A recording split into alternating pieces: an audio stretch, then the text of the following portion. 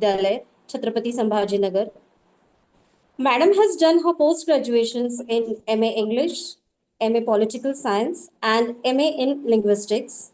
Also, she has completed MBA and PhD.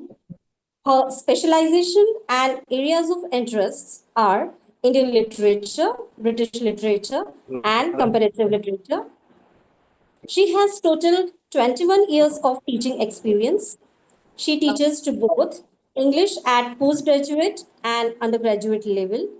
She has worked on following research projects funded by government agencies as principal investigator.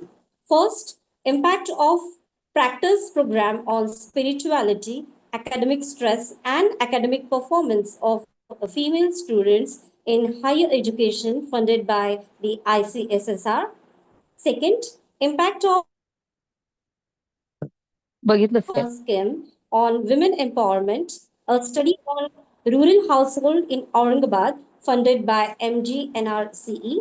Third, academic stress and health outcomes among elite level students, a comparative study between Indian and foreign English female students funded by UGC.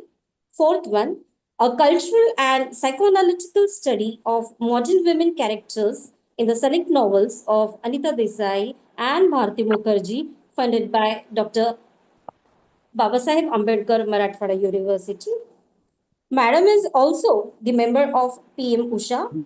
She has published 62 research papers in national and international journals. She has 5 books to her credit. 2 PhD scholars have submitted their thesis in her library supervision, and other 4 have registered. She has delivered 12 invited talks, 18 guest lectures, and 37 paper presentations. She is associated with many state government and central government organizations. She has successfully organized 6 national level conferences as a convener funded by NCW and ICSSR. So, from this enriched biodata of Dr. Mahananda Dalvi Madam, we are sure that her session will definitely ignite an academic deliberations with her scholarly credentials.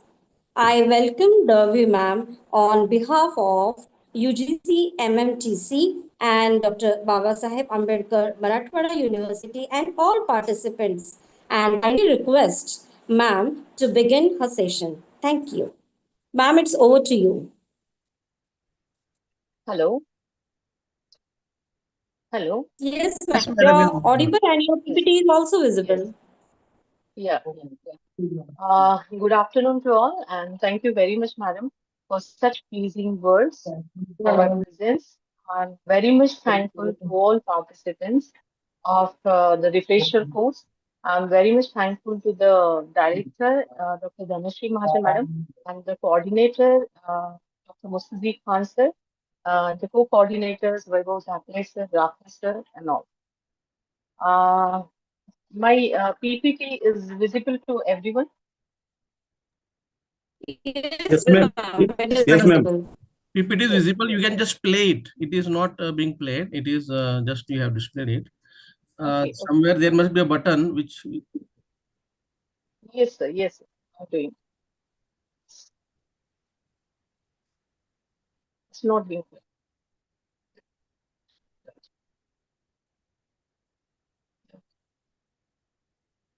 It's not being played.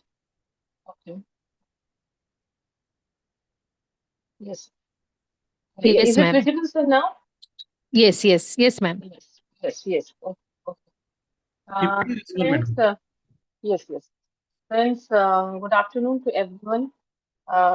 As we all are the teachers, belongs to the different faculties and belongs to the different disciplines. As you all are able to see, the title of my presentation, that is the representation of gender, culture, and language in the contemporary. Very first slide, my voice is shaking or you are getting it clearly? It's clear, madam. Clear. It's clear. Okay. Okay.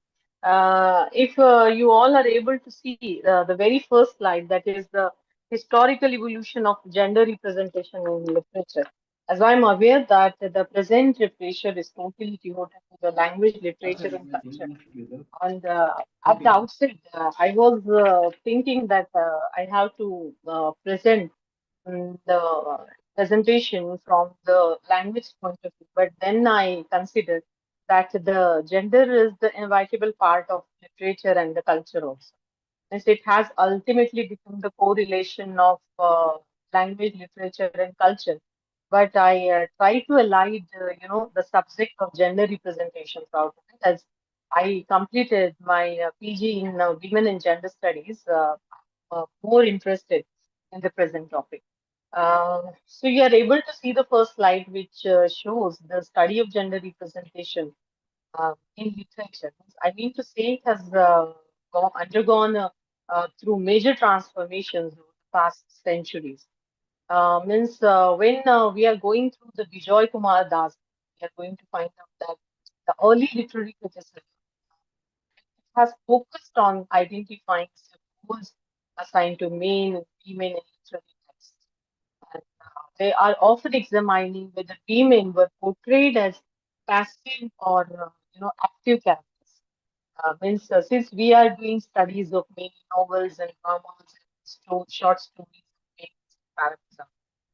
Over the time, literary study, we are observing how literary studies expanded to explore the deeper questions which are concerning with power relations, with the identity formations, the societal identity formations, political identity formations, or the ideological influences embedded in literary narratives. Actually, the relationship of gender with culture and culture with language, language with literature, it has become, it is continuing as a central concern in the literary theories or in the literary studies. I mean to say in contemporary literature also. Literature not only reflects the social realities, but it participates in shaping cultural identities, gender norms, representations. As we all are the teachers, we are teaching our students in the classroom that literature is nothing but whatever we are observing outside, whatever we are observing surrounding parts of the society. The authors or the creators of different texts, they are putting their imprints or they are putting the footprints of those incidents.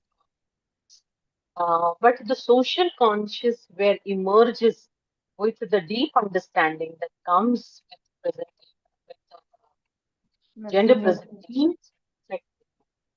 This presentation like to focus on the gender identities which are being constructed, negotiated through language and तो culture सिखाओ कि positive Renu घर वाला के लिए in modern literature. Negativity आओ ना हमारे आओ अपन क्या करोगे I think so. देख सबका Somebody's लाइफ में mic is टाइम on. पे Roll number 17, please. डाल Please turn off your mic. Roll number 17. Madam, you can turn their mic off. Okay.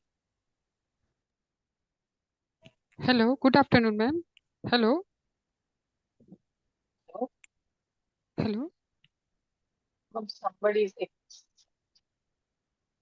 आवाज आ रही मेरी? हेलो हाँ मैडम Yes. बोलिए.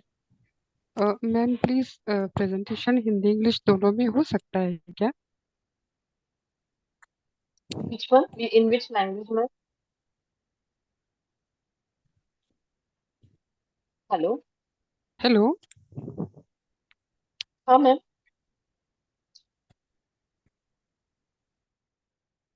हेलो. हाँ मैम आवाज आ रही है आपकी. हाँ हाँ sir, can I continue? Ma'am एक रिक्वेस्ट थी आपको कि थोड़ा अंग्रेजी के साथ साथ हिंदी में भी बताइएगा हम लोगों को. अच्छा, प्लीज रिक्वेस्ट है मैम. हिंदी में पूरा. हाँ थोड़ा तो और क्लियर होगा हम लोगों के लिए. अच्छा. हिंदी मराठी चलेगा, समझ में आता फिर. जी जी जी. Okay, I'll try my level. As I was talking about the feminist theories or the gender presentation or the cultural studies, participants please try to understand, the words that is in Hindi, are not that much perfect. What you have to say, the cultural studies or the linguistic approaches. These words we can take it, or I'm trying to be bilingual whenever I feel to convey you some points. तो अभी ये जो मेरा presentation है gender transformation है, gender का जो representation है, इनका जो क्या कहते हैं, इनका जो पार्टिसिपेशन होता है कल्चरल नैरेटिव्स में, कल्चरल नरेशंस में, जो कि अपने लिटरेरी डिस्कोर्स को शेप करने में बहुत यूजफुल रहता है। तो और इसका जो इम्पैक्ट होता जा रहा है वैश्वीकरण पे, जो जिसको हम ग्लोबलाइजेशन नाम का बहुत अच्छा टर्म आजकल हमको मिल गया है, और उसके थ्रू बहुत सारे ऐसे मेजर माइनर रिसर्च प्रोजेक्ट्स बनते हुए हम देखते हैं, जिसको हम डिजिटल कल्चर के नाम पे चयनित किए जा रहे हैं आजकल। और ये जो लैंग्वेज का स्टडी है, ये एक कंक्लूजन की तरफ हमको लेके जा रहा है कि जो आज का जो लिटरेचर है और जो कंटेम्प्रेरी लिटरेचर है, उसका जो फंक्शन है, उसका उसका जो नेचर है, तो ये एक पावरफुल मीडियम बनता जा रहा है लैंग्वेज के अलग अलग प्रावधि को समझने के लिए, लैंग्वेज की जो अपॉर्चुनिटीज आ रही है अ, अब एनईपी के एक क्लस्टर में ये करने के लिए। तो एक थोड़ा सा जेंडर्ड कल्चरल एक्सपीरियंसेस जो हमको आते हैं, अ, तो उसके माध्यम से हम लैंग्वेज को ज्यादा समझ पाते हैं। जैसे कि महाश्वेता देवी के कुछ ऐसे टेक्स्ट हमने पढ़े, या कुछ ऐसी हमने शॉर्ट स्टोरीज पढ़ी है कि उसके थ्रू हम क्लास और जेंडर का जो अ, मतलब जेंडर का जो रिप्रेजेंटेशन होता है क्लास के थ्रू जाता है, लैंग्वेज के थ्रू जाता है, और वो क्लास और लैंग्वेज की हेल्प लेके कल्चरल डिफरेंसेस में ज्यादा प्रोडक्शन में दिखाया जाता है। और यही मैं बोलना चाहती हूँ, और इसको मैं सेकेंड मेरे स्लाइड पर लेकर जाना चाहूंगी।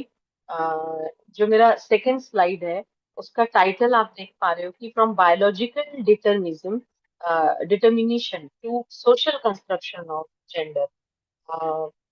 मेरा ठीक है ये बाइलिंगुअल होना? आप समझ पा रहे हैं मैं जो बोल रही हूँ हिंदी में? Yes, ma'am.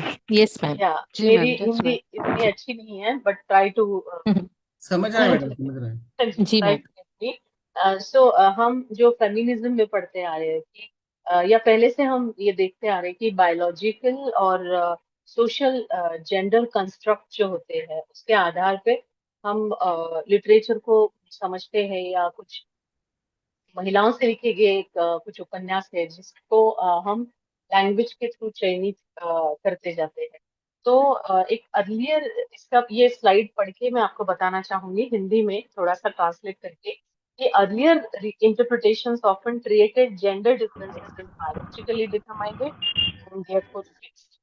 ऐसे माना जाता है सोसाइटी में कि जो पावरफुल कंस्ट्रक्ट होते हैं, या जो कुछ ऐसे ऐसी कुछ इस तरह के काम होते हैं जो मेल्स के थ्रू ही किए जाते हैं। What you have to say, there is more power in the male because on the masculine power they can text the thing into the stream। और जो सोसाइटल कंस्ट्रक्शन बनाया गया है जेंडर्स में, तो वो ऐसा पाया जाता है कि you know try to understand mister comes first and mistress और Mrs comes next. So these gender differentiations in modern literary theory, they are recognizing gender as a social construct, but shaped by the cultural practices. Social construct तो ये है, लेकिन ये cultural practices से भी shape out हुआ है, और इसमें social institutions ज्यादा काम करते हैं। और मैंने जैसे कहा आपको कि जेंडर रिप्रेजेंटेशन लिटरेचर में जितने ज्यादा पाए गए हैं, उससे कल्चरल प्रैक्टिसेस के थ्रू उसको set out they have uh, they had been purposefully privileged through cultural practices, social institutions.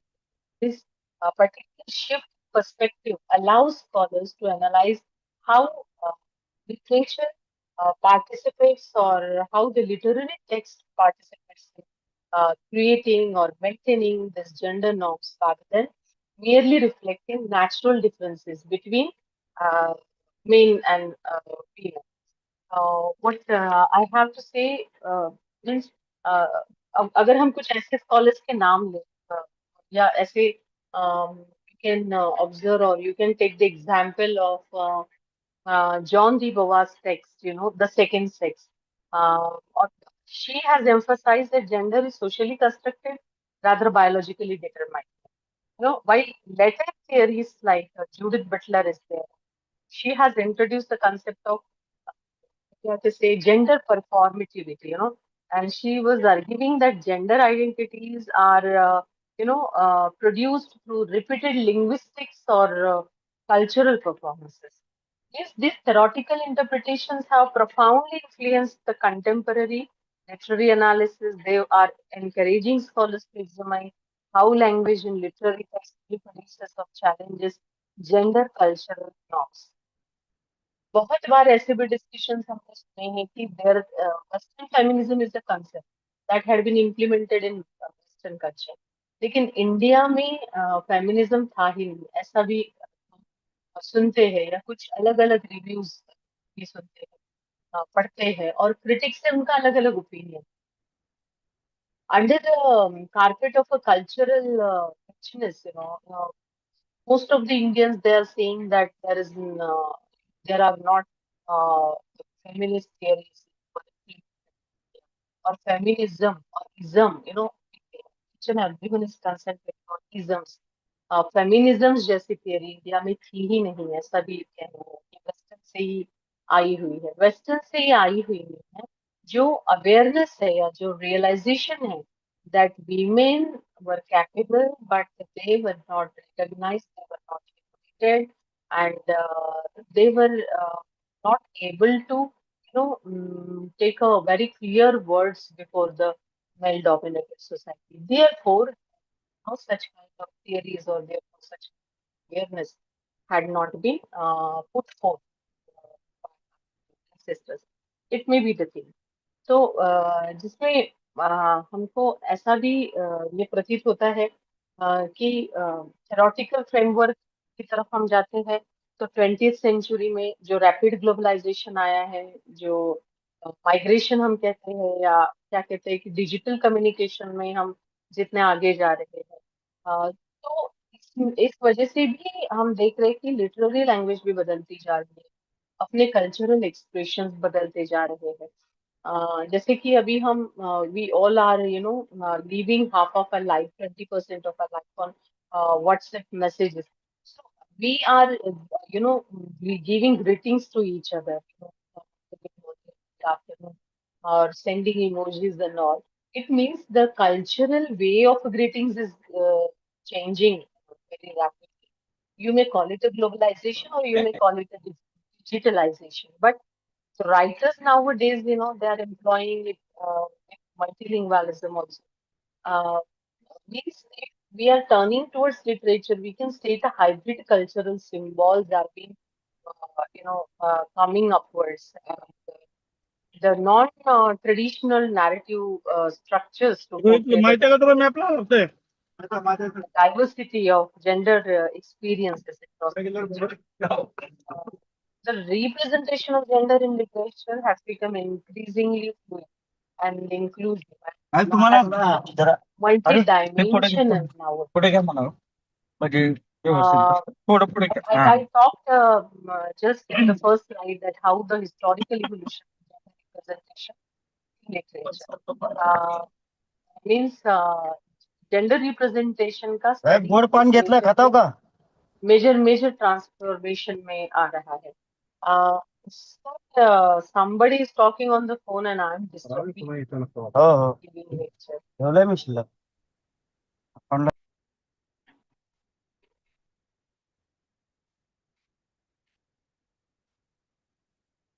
Hello.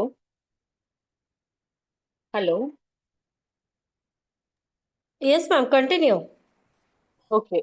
Somebody was talking in between, ma'am. Therefore. Yeah, madam, actually you are host. You can turn their mic off if you find them, because only you have the right to put their mic off. Okay.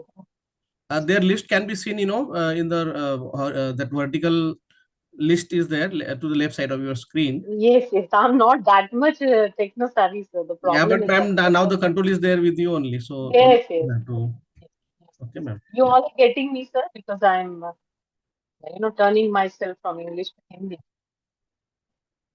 For So English people, there is no problem, ma'am. But there are many from Marathi and Hindi. So it will be better if Acha, even if Marathi, little bit Marathi, Marathi also. Yeah, it is yeah, a Marathi. multilingual. Yeah. Okay, okay, okay, okay. Yes, ma'am.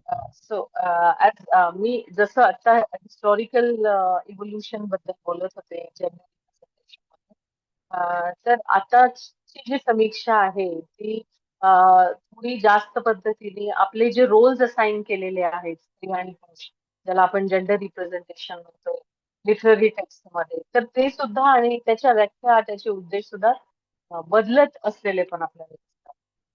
कारण आधी कसं की म्हणजे आधीच्या टेक्स्टमध्ये, आधीच्या नॉव्हेल्समध्ये, आधीच्या नाटकांमध्ये स्त्री ही कशी दाखवली जायची फारसी याच्यामध्ये. जसं मराठीमध्ये सुद्धा खूप अशी मराठी साहित्यामध्ये अशी जर तुम्ही सखारामबाई पाहिलं असेल,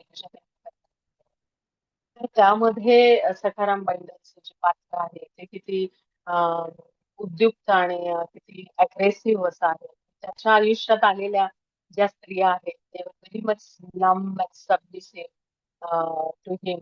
पण त्याच्या आयुष्यामध्ये जे लक्ष्मी नावाचं पात्र येतं की जे सुरुवातीला जी स्त्री अत्यंत पटकन शरणागती पत्करणारी आहे, किंवा तिला तिचा अन्न वस्त्र निवारा या गरजेच्या पोटी अन्याय सहन करणारी वगैरे अशी आहे, आणि नंतर मग काही अनुभवांनी तिचा रोल कसा बदलायचा, तिची भूमिका कशी बदलायची, आणि त्या पूर्ण स्टेटचा ती ताबा घेतली आणि त्याच्या आयुष्याचा सुद्धा ती ताबा घेतली. वेरच त्याचं तिच्याशी काही असं नातं दाखवलेलं नाही तरी सुद्धा. तर असे काही जेंडर नॉर्म्स बदलताना साहित्यामध्ये आणि म्हणजे जितकं आपण समीक्षात्मक साहित्य बघतो स्टडीजच्या, ते तितकं डीप लेवलला जाऊन ते प्रश्न उभा करते की म्हणजे कशाशी रिलेटेड की कन्सर्निंग टू द पॉवर. एक काय म्हणतो की काही शक्तीचे सिम्बॉल्स वापरले जातात ज्यामध्ये आयडेंटिटी फॉर्मेशन येतं किंवा आयडिओलॉजिकल इन्फ्लुएन्सेस येतात, जे की खूप लिटररी नॅरेटिव्ह मध्ये एम्बाईब केलेले आहेत. Sorry to say that my male and female friend participants are present there. Ideological influences म्हणजे ज्याला सायकोलॉजिकल इन्फ्लुएन्सेस पण म्हणतात. आजही बऱ्याचशा फॅमिलीज मध्ये बायकोला नवऱ्याची परवानगी विचारल्याशिवाय काही गोष्टीमध्ये निर्णय घेणं हे अलाऊ नसतं. पण काही असेही फॅमिलीज आता आपण बघतो की both husband and wife they are equally giving respect to each and every. तर हा जो बदल आहे तो खूप पुसट होत म्हणजे पुसट आहे, हा बदल होत चाललेला आहे पण तो पुसट आहे, म्हणजे त्याचं प्रमाण कमी जास्त आहे, पण हा बदल होत चाललेला आहे. तर हे जे समकालीन साहित्य आहे, त्याच्यामध्ये जेंडर रिप्रेझेंटेशन बद्दलचे व्ह्यूजच बदलत चालले, कारण आणि कुठेतरी कॉम्प्लेक्स पण होत आहे आणि कॉम्प्लेक्स इंटरॅक्शन वरती होत आहे. कॉम्प्लेक्स कॉम्प्लेक्स इंटरॅक्शन कुठे येतात, तर जेव्हा आपण सोसायटल नॉर्म्स, कारण माझ्या दुसऱ्या तिसऱ्या स्लाइड मध्ये आपण पाहिले की सोशल इंटरप्रिटेशन जेंडरचं वेगळं आहे आणि बायोलॉजिकल इंटरप्रिटेशन आहे. पण कुठेतरी जेव्हा हे लिंग्विस्टिक प्रोसेसला फेस थ्रू करतात, तर तिथं सिम्पल क्लासिफिकेशन आपल्याला तयार करता येऊ शकतं, हे पण आपण जे मेल फिमेल. तर हे बायोलॉजिकल डिटर्मिनेशन आहे, सोशल कन्स्ट्रक्शन आहे, किंवा फेमिनिस्ट थेअरीवरती जो इन्फ्लुएन्स आहे त्याच्या संपर्काचा, किंवा आपण एक पुरुष सत्ताक तात्विक पद्धतीची जी जडणघडण आहे समाजात, जी की भाषाशास्त्रीय दृष्टिकोनात, म्हणजे very much frank to you, शिवीगाळ ही जी आहे ती एक स्त्रीच्या मुखी शोभत नाही असं आपण म्हणतो, ते पुरुषांच्याच मुखी शोभत असं का.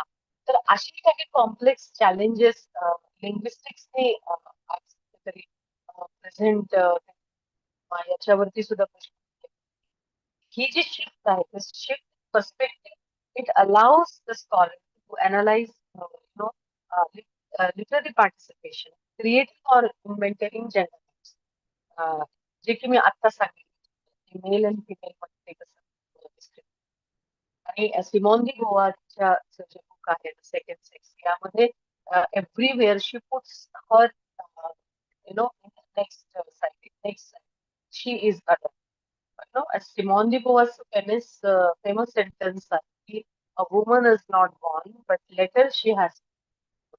म्हणजे at the outset she is born as an individual. जेव्हा ती जन्म घेते, तो नाही, जेव्हा ती जन्म घेते तेव्हा ती एक व्यक्ती असते.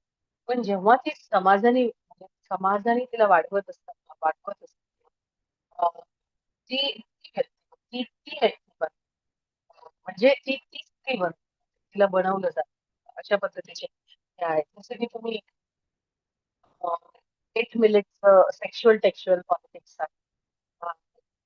ते जर तुम्ही वाचलेलं असेल तर त्यामध्ये सुद्धा लक्षात येईल की पॉवर कन्स्ट्रक्शन जे आहे ते जेंडर रोल्स मध्ये बसले गेलेले आहे. ही जेंडर परफॉर्मेटिव्हिटी ही लँग्वेजच्या माध्यमातून, भाषेच्या माध्यमातून, साहित्याच्या माध्यमातून, कल्चर आणि हायब्रिड कल्चरच्या कशी रिप्रेझेंट होते, त्याचा जर आपण अभ्यास केला तर मग आपण त्याला कुठेतरी ग्लोबलायझेशनच्या आणि ह्या माध्यमातून आता आपण डिजिटलायझेशनच्या हे कुठेतरी कॉम्प्लेक्स पण होत. हे जर रिसीव्ह करायचं असेल तर आपल्याला correlation of language to literature आणि लिटरेचर टू कल्चर हे लक्षात. थोडंसं थेरॉटिकल फ्रेमवर्क वरती जर बघायचं झालं तर डिस्कोर्स थिअरी आणि पॉवर रिलेशन ह्या स्लाइड मध्ये मी discourse theory enriches the theoretical framework by examining how systems of knowledge and systems of power influence language use and social representations. याच्यासाठी जो मिशेल फुको जे philosopher argued that discourse shapes what can be said or who can speak and how knowledge is organized within society. From this perspective, literary texts function as discursive spaces where cultural meanings are negotiated and constructed. It means, in order to understand the representation of gender in contemporary literature, it requires a comprehensive interdisciplinary framework that integrates feminist theory, or what you may say, socio-linguistic theory, discourse, or the cultural studies. I mean to say, gender representation in literary text is not merely a reflection of biological differences between men and women. Rather, it is socially constructed phenomena shaped by the historical traditions, cultural ideologies, linguistic conventions, and power relations which are embedded in society. Literature functions as a cultural archive that records these social processes while simultaneously participating in their transformation.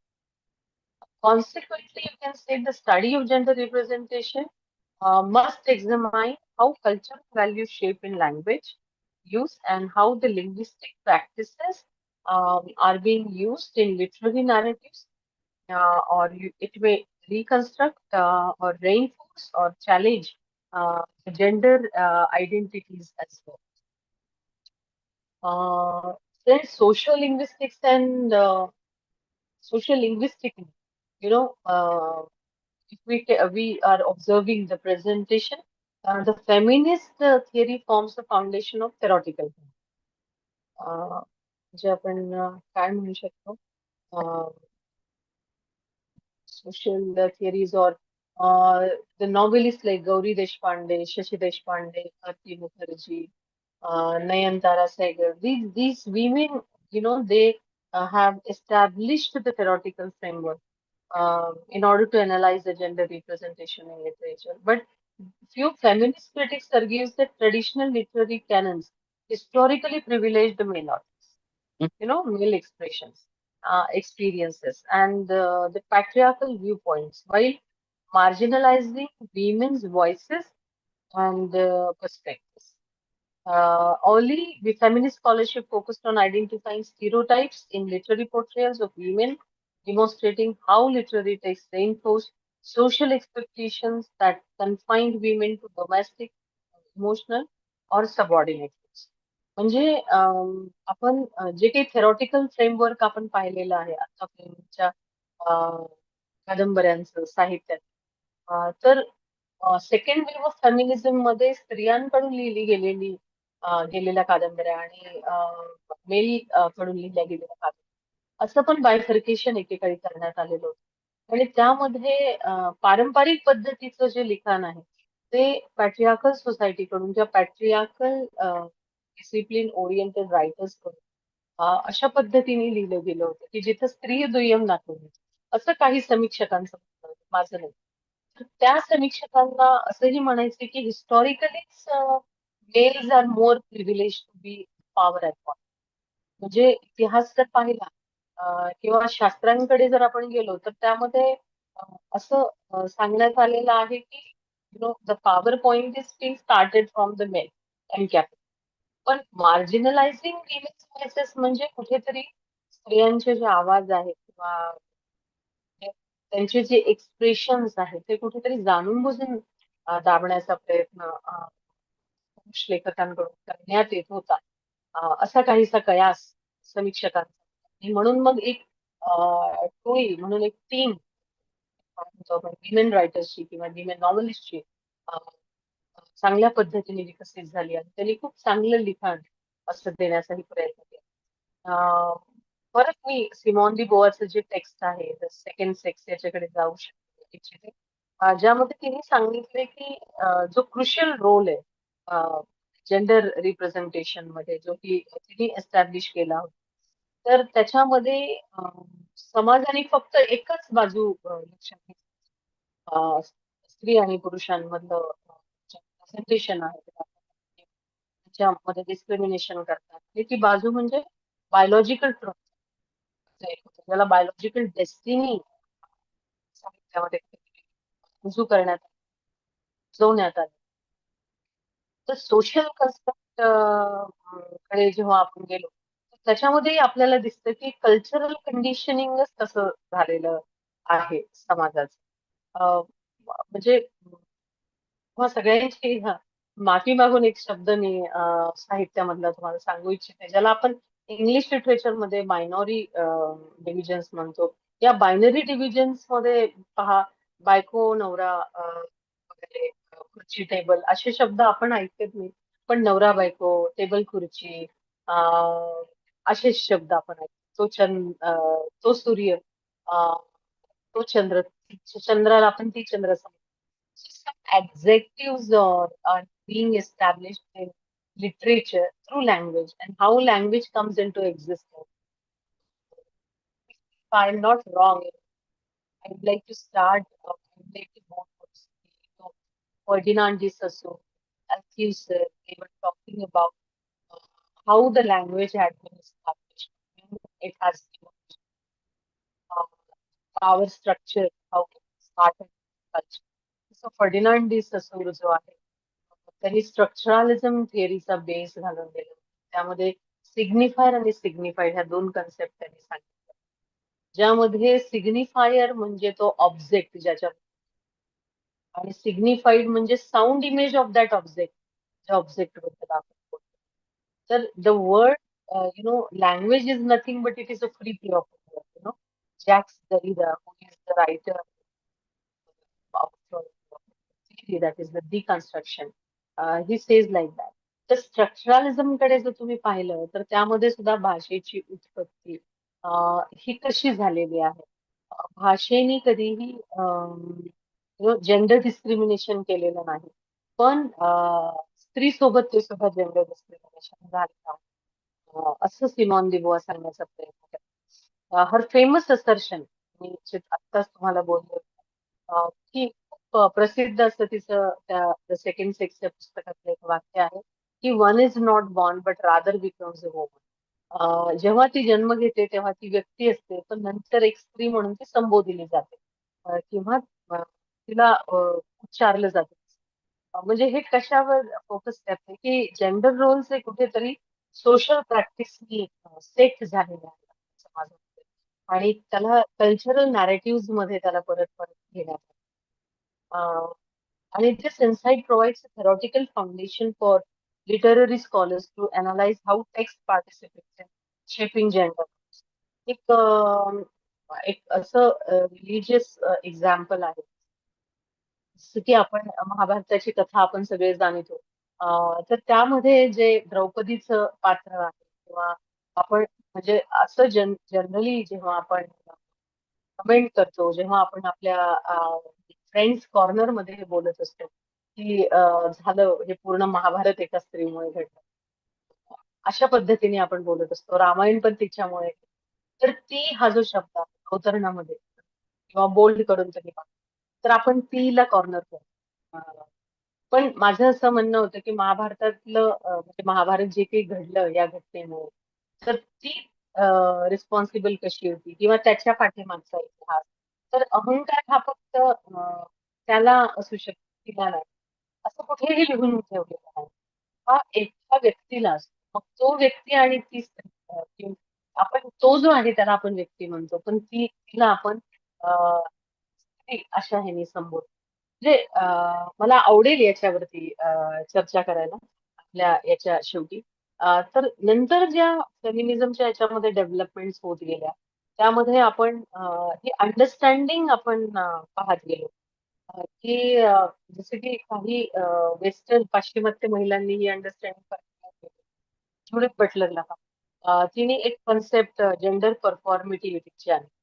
तसं आपण म्हणतो की आता जे vindication of the rights of women या पुस्तकामधून जसं feminism वरती चर्चा होण्याची गरज का बरं आहे? याच्यावरती बोललं गेलं. परत सिमॉन दी बोआच्या द सेकंड सेक्स या पुस्तकातून सांगितलं.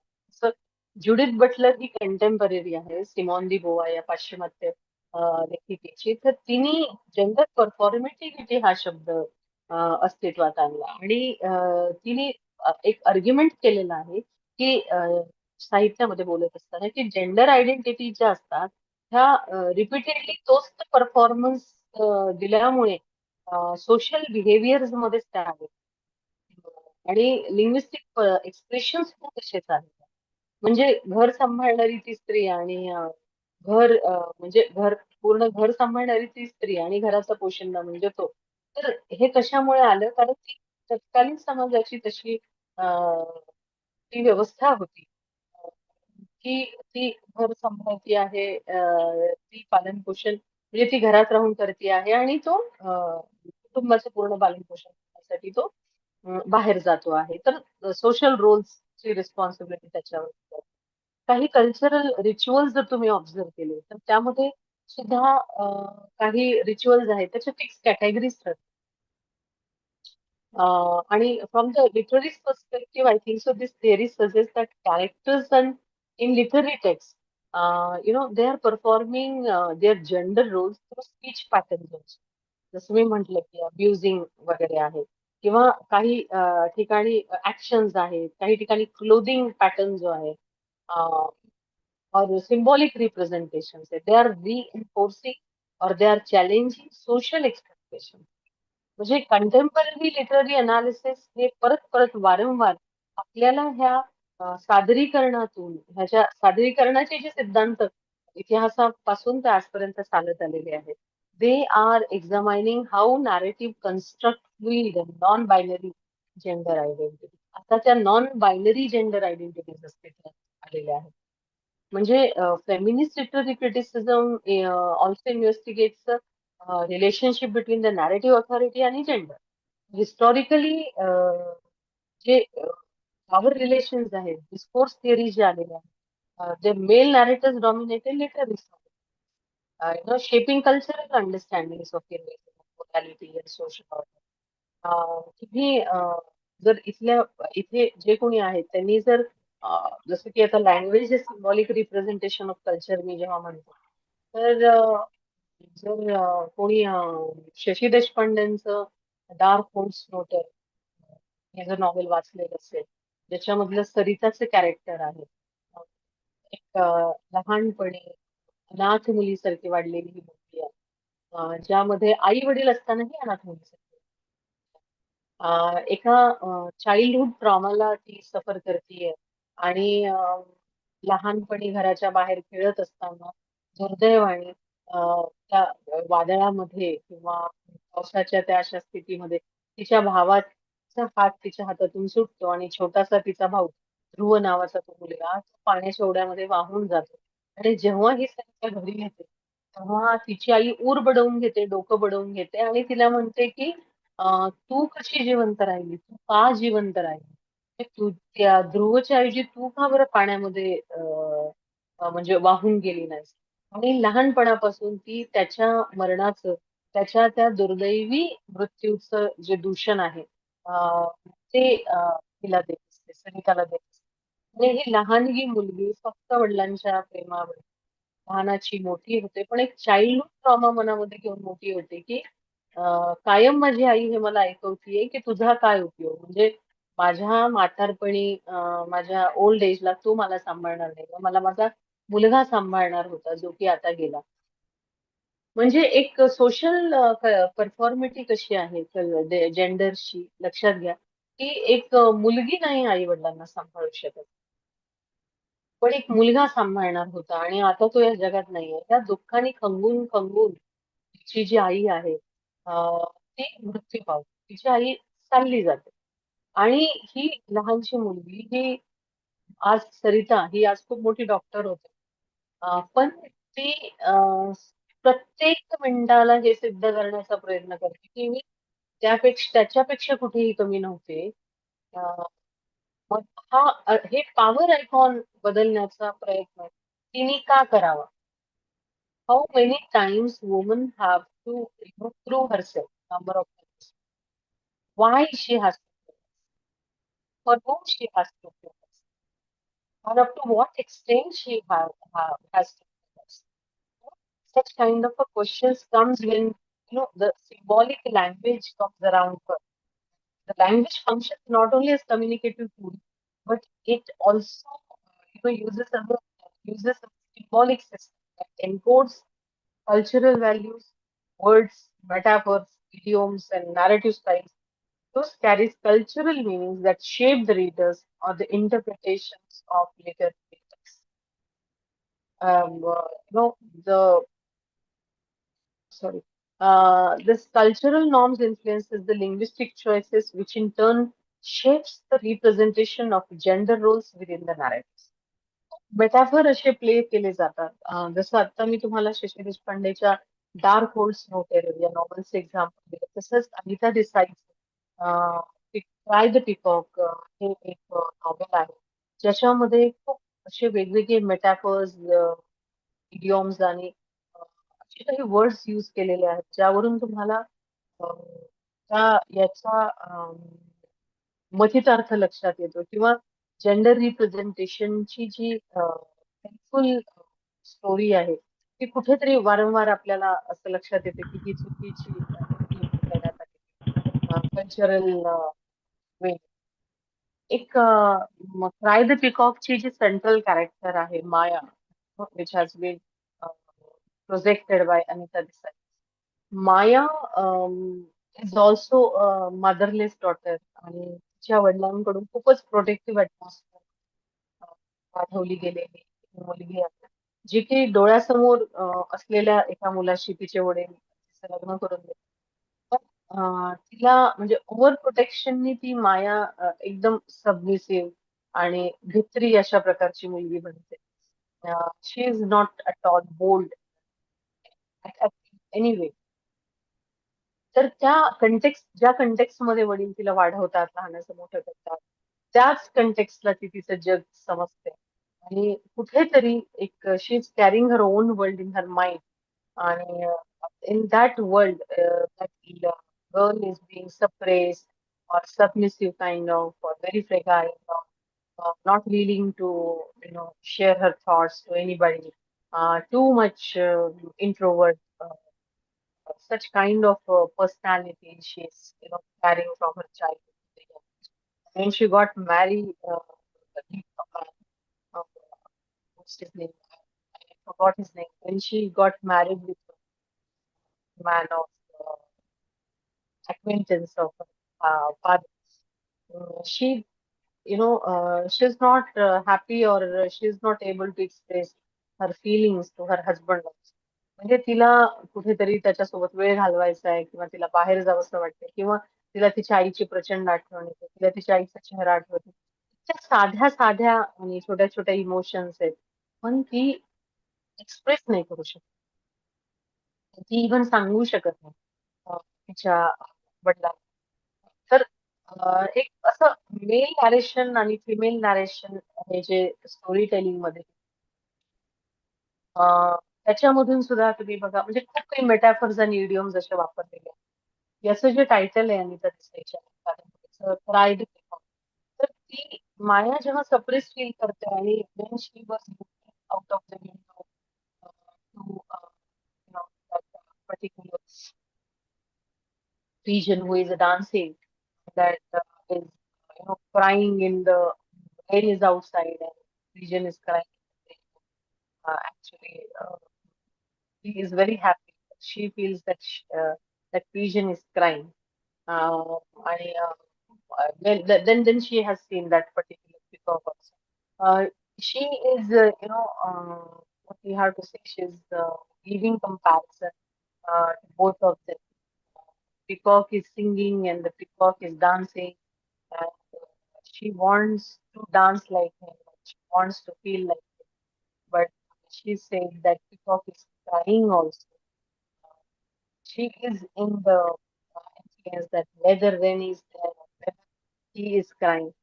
But such kind of a metaphors plays a particular role or the important role in transform the subject.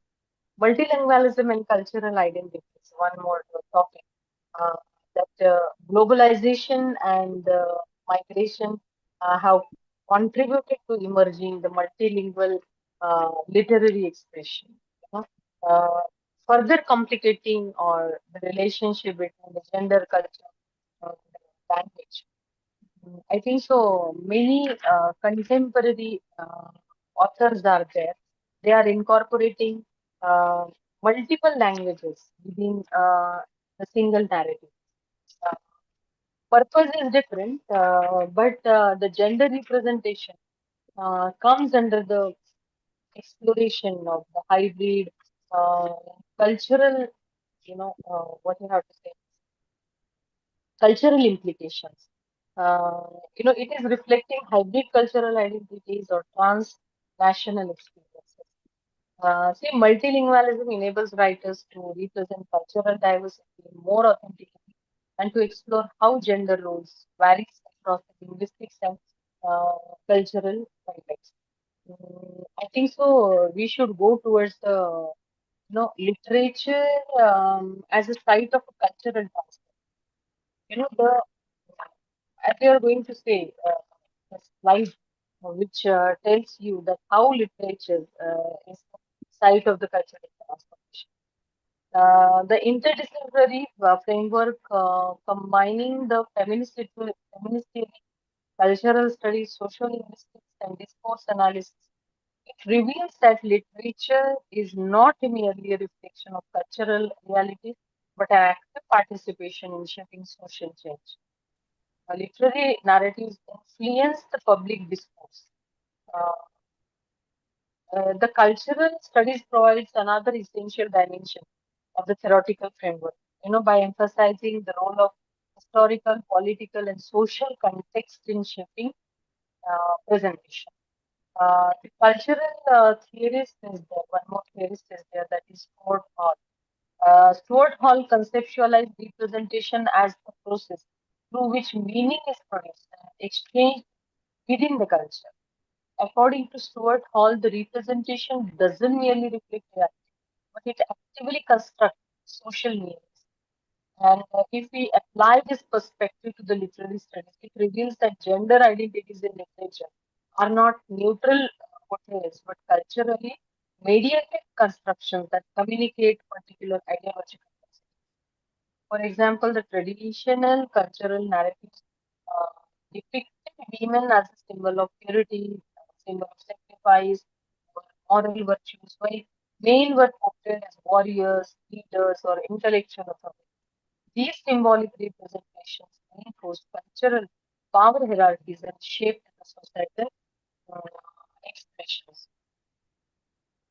As towards an integrated theoretical framework, I would like to call that an integrated theoretical model of a gender ठीक आहे, representation आपण in 4 ते literature. 6 मार्चपर्यंत ठेवू है ना, 4, 5, 6 आणि 7 शनिवार समजा 4 दिवसाचा टाकू. Okay. Uh, an integrated theoretical model of gender representation in literature recognizes the interdependence of cultural context or how to say linguistic expression and literary narratives. The cultural norms ज्या आहेत ह्या सेट होतात, शेप होतात भाषाशास्त्राच्या दृष्टीने linguistic practices काही काही अशा आहेत ज्या की नॅरेटिव्ह स्टाईलला सुद्धा इन्फ्लुएन्स किंवा जे काही साहित्यिक नॅरेशन्स आहेत जे कल्चरल ट्रान्सफॉर्मेशनला कॉन्ट्रीब्युट करतात तर त्या माध्यमातून सुद्धा साहित्य आज आता बघा आपण जेव्हा इको फेमिनिझम ही कन्सेप्ट वंदना शिवाय यांनी अशा पद्धतीने काही अस्तित्वात आणली की ज्याचा आपण कधी विचारच केलेला नव्हता म्हणजे ते जे काय म्हणू शकतो आपण मॅसिव्ह कल्चरल प्रेझेंटेशन जे जेंडर एक्सप्रेशन तर त्या कित्येक विचारांच्या पलीकडे आहे. आणि मग इको फेमिनिझम कडून आपण जे सोसायटीमध्ये ते हायलाइट करतं dynamic interactions J between the dynamic interaction between the literature and the society and let me go towards the culture as determining force in general. The culture is a represent the cultural traditions establish the norms regarding what you have to say gender roles, behaviors, and social responsibilities. And these norms often becomes embedded in literary storytelling and shaping characters or development, narrative themes, or what you have to say, symbolic structures. And in many historical literary traditions, patriarchal cultural systems position men as leaders, intellectual authorities, and decision makers, while women were frequently portrayed as passive, emotional, confined domestic roles. Such portrayals were not merely artistic choices, but reflections of broader cultural expectations that govern social life. हे सांगण्याचा उद्देश असा आहे की पूर्वापार काही historical reviews जर तुम्ही घेतले तर पॅट्रियार्कल सोसायटीकडून किंवा पॅट्रियार्कल मेल रायटर्स कडून अशा पद्धतीचे नॉवेल्स अशा पद्धतीचे टेक्स्ट साहित्यामध्ये येऊ घातलेले होते की ज्यामध्ये पॉवर आयकॉन हे फक्त मेल जनरेशनला दाखवण्यात आलेलं आहे. I don't want to say that it was, purposefully determined space in gender representation, but that was the privileged writing for them, actually, because they thought that the cultural and the historical support to the patriarchal ideologies are being implemented, and they are not the sole creators of a male-dominated society, but they think that it had been implied and it implied after all. There was a sentence we, learn in literature that how power corrupts and power corrupts all, exactly like Mahatma. Let me turn towards the cultural transformation and contemporary literature. So very beautiful title that how the cultural transformation. संस्कृतीने अशा वळणावरती आणलेलं आहे म्हणजे जे समकालीन साहित्य आज लिहिलं जात आहे तर त्याला कुठेतरी संस्कृतीने सुद्धा छेद दिलेला आहे. Contemporary literature reflect significant transformation in cultural attitudes towards the gender ज्याला आपण ग्लोबलायझेशन म्हणतो किंवा नाव डेज जे बदलत चाललेलं आहे, the social canvas is going to be changed, and it is changing after all, that the social movements advocating the gender equality, ज्याच्यामध्ये women's right हा term आणि LGBTQ हे जे क्वेश्चन्स आहेत, plus recognition have reshaped the public discourse, or encouraging writers to explore the alternative models of identity and the social, what you have to say, the relationships. As a result, the contemporary literary narratives increasingly portray women as the agents of change, leaders. They could be professionals, they could be intellectuals and political leaders and actors, rather than limiting them to traditional domestic roles. Similarly, the male characters are often depicted with a greater emotional complexity or challenges or rigid stereotypes of masculinity associated with dominance and emotional distress. I didn't mean to say that the purposeful social determination is working here on the plain platform, but I mean to say that why yet the society is not accepted. A man can openly cry before the society. He has to cry. He has to, share his emotions. But the cultural embeddedness does not allow him to cry before everyone. Why we put it? Why we put in such kind of restraints that a woman can easily cry before others, or she is fragile, or she is delicate because she readily cries. Women are ready cries, or female is very much emotional. But nobody says that we emotional. That is, it can be the strength of a oneself, uh, um, or not, or emotionless personality is being very much appreciated in the society. Where we are going right, the society or the contemporary literature is trying to reflect these issues, through the OTT platforms. They are trying to, say the things with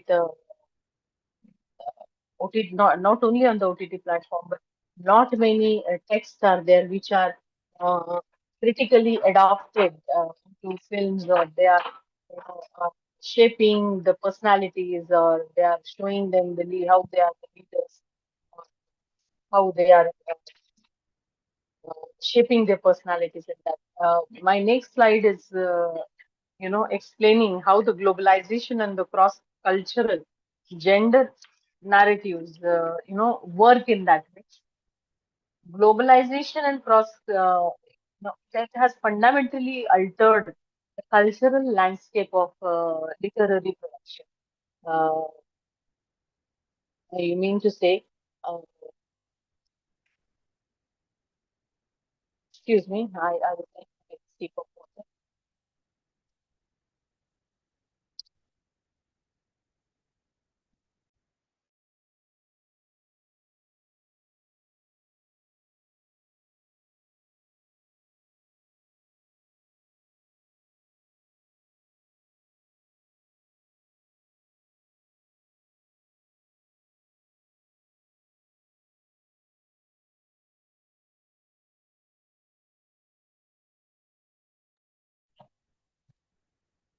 Oh, yes. I was talking about the globalization and cross cultural gender narratives. Uh, it has fundamentally altered nowadays the cultural landscape. In this slide, a few words are there which needs to be, which needs to be talked about. That is the migration, diaspora communities, and transnational communication, which have been created.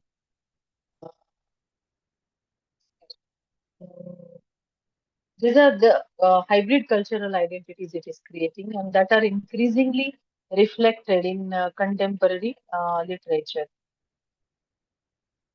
Yes. Um, Diasporic literary works often portrays the characters who navigate the multiple cultural environments, and it is negotiating conflicting expectations regarding gender behavior. For instance, a character raised in a traditional cultural setting that may experience tension when encountering more egalitarian gender norms in different social contexts.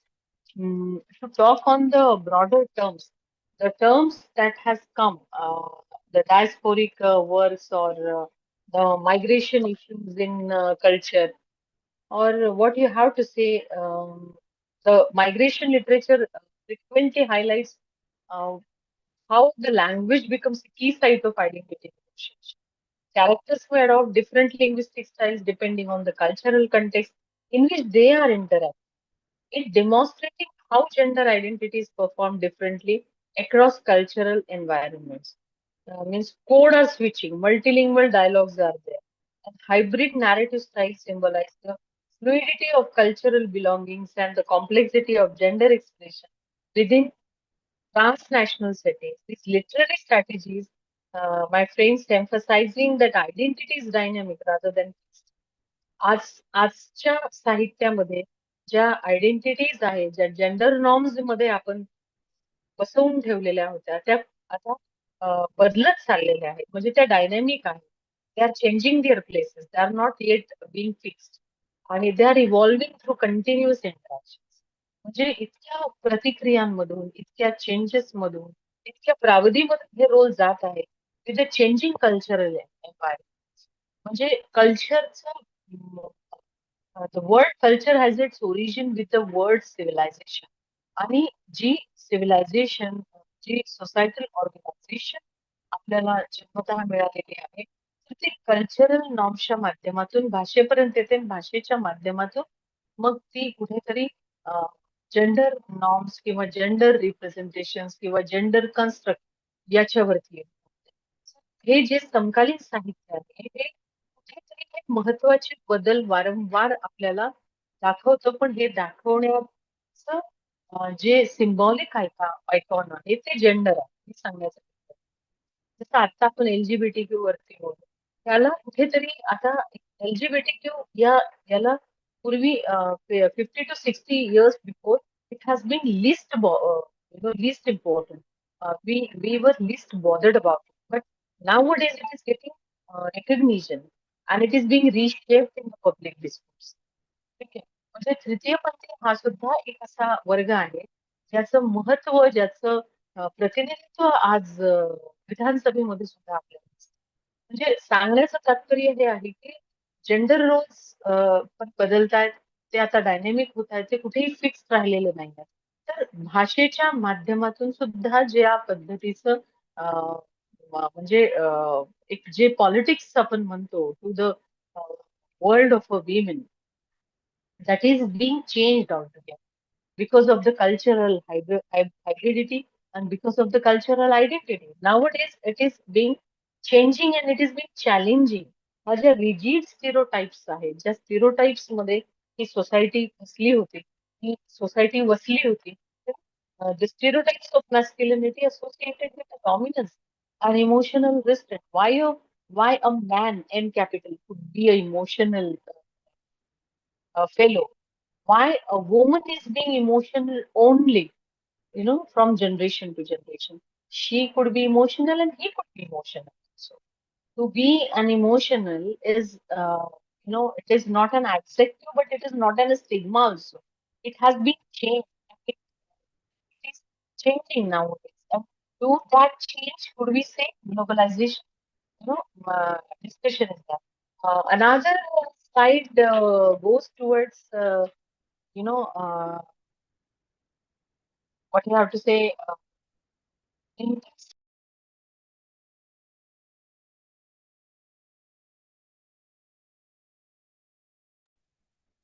am I audible to everyone?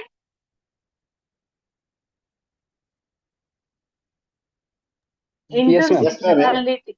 Yes. Yes, Ma'am, you are ma'am. audible. Yeah. Yes. Let me go towards the intersectionality and in cultural identity.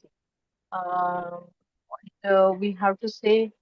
Excuse me, my slide is not going.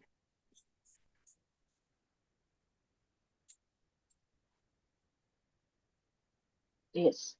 One of the most significant theoretical developments influencing contemporary literary studies is the concept of intersectionality. There are lot many sections in the society, and we each and everyone we belong to so and so section.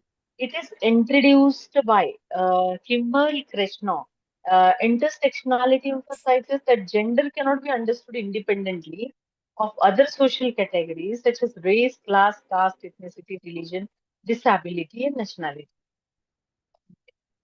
ये बताने की जरूरत नहीं है कि बहुत साल पहले हम भी एक दूसरों के साथ जानवरों की तरह पेश आते थे under the title of class and caste and ethnicity religion और अदर रेसिस्ट मेंटालिटी लेकिन आज ये सिचुएशन कहीं तो भी बदल रही है और बदल गई है इसको बदलने वाला एजुकेशन है एजुकेशन है और जैसे आज हम संविधान से परिपूर्ण हैं हम डॉक्टर बाबा साहेब अम्बेडकर इन्होंने लिखे हुए बुक्स को पढ़ते हैं और इसमें जो कॉन्स्टिट्यूशन का उन्होंने फ्रेमवर्क दिया है उसका रिस्पेक्ट करते हैं और एक डिसिप्लिन तरीके से we are creating each other तो ये जो हम इंडिविजुअल एक्सपीरियंस कर रहे हैं या जेंडर में जो हम डिस्क्रिमिनेट करते थे पहले और कास्ट में डिस्क्रिमिनेट करते थे आज भी आज वो पूरी तरह से बंद नहीं है लेकिन उसको कहीं कभी हमने प्रमाण मिलाया है ऐसा मेरा कहना है मैं हिंदी में ज्यादा एक्सप्लेन नहीं कर पा रही हूँ या गोष्टी पूर्वी होत्या आजही पूर्ण समूळ नष्ट झालेल्या नाही आहेत आजही असतील पण जी देण आपल्याला संविधानाने दिलेली आहे कॉन्स्टिट्यूशनची तर त्यामुळे एक प्रकारची शिस्त जी समाजाला लागलेली आहे त्याला आपण काय म्हणतो दुर्लक्षित नाही करू शकत त्याला नजरअंदाज नाही करू शकत individual experience gender differently depending on their social location you know आता मी जे बोलत होते ते was talking from that point of view, from the social locations point of view. So, social location within these intersecting structures of power.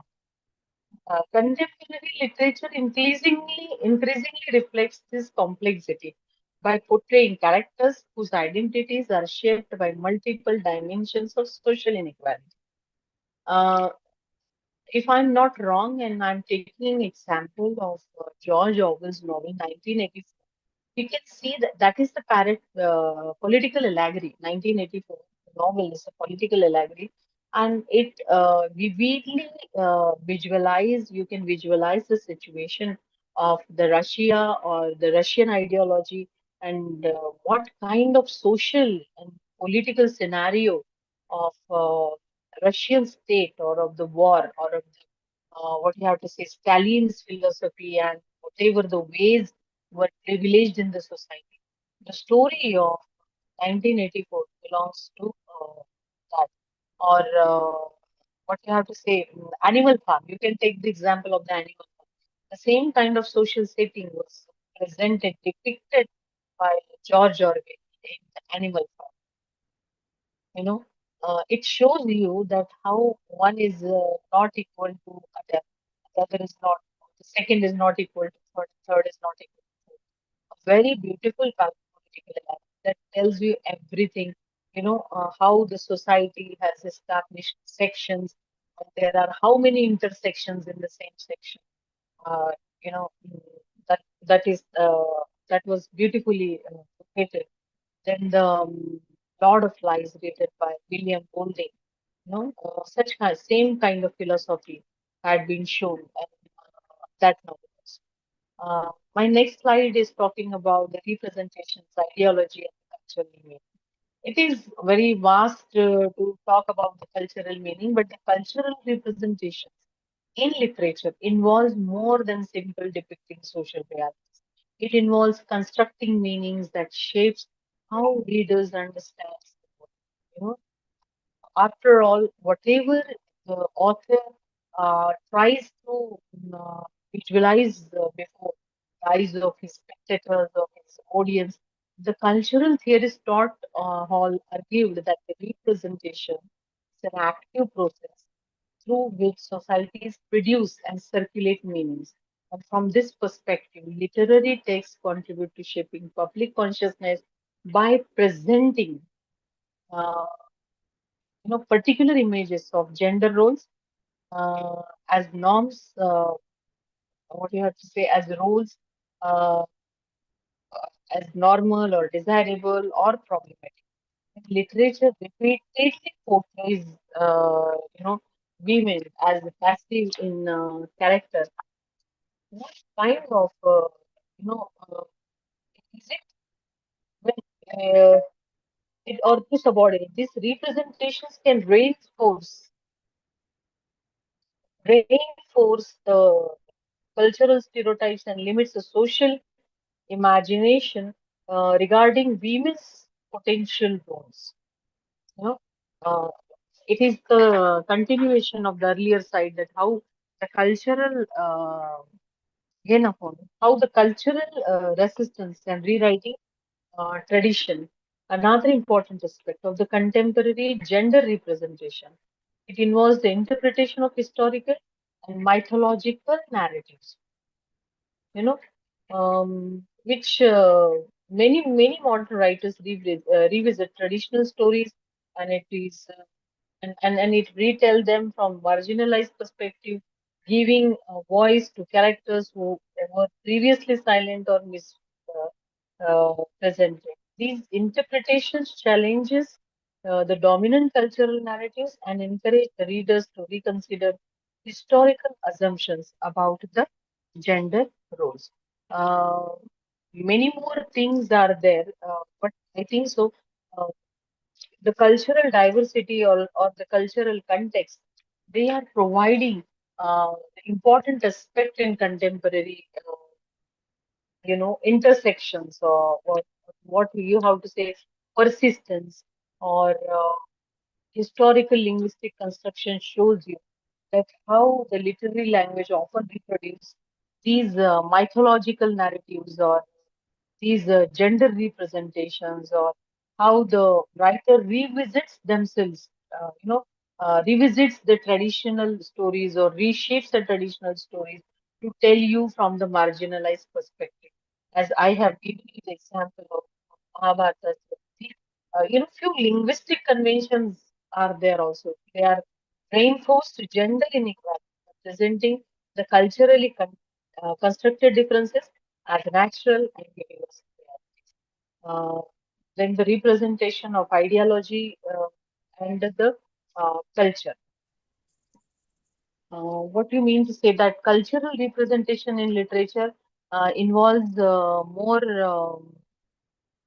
than simply depicting social realities? It involves constructing meanings that shapes how readers understands the world, how the cultural theory stored for the representation is the active process through which societies can produce and circulate meanings. From this perspective, literary text contributes to shaping public consciousness and by presenting particular images of uh, as gender roles as normal and desirable, problematic. Um, I'm repeating this slide because when literature repeatedly portrays women as passive or subordinate, these representations can reinforce the cultural stereotypes and having the potentials with cultural context. Excuse me.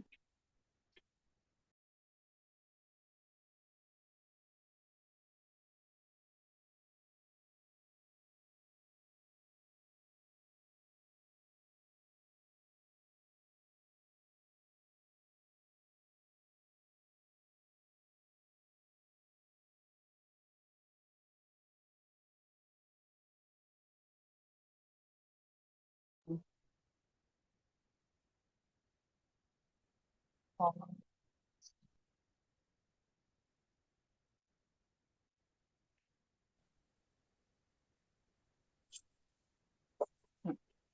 Cultural resistance and rewriting tradition. It was another important aspect of the contemporary gender representation, which is involving the interpretation of historical and mythological narratives. Sorry, I'm messing up with the slides. I think so. I'm repeating. Yes, the cultural context of literary representation. Uh, I think the cultural context of literary representation is also being shaped by institutional structure such as education system, publishing industries, and media networks and literary. I think so. The time 1980 onwards, we are getting to this deep cultural change or the cultural transformation, where the institution influences, which voices are amplified, and which narratives gain visibility.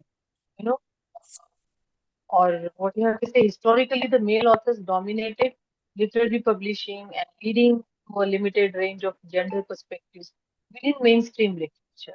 Uh, the literature before 1980 and onwards from 1950, there are many female writers that they are taking their charge to present themselves or to present their writing from the gender perspectives.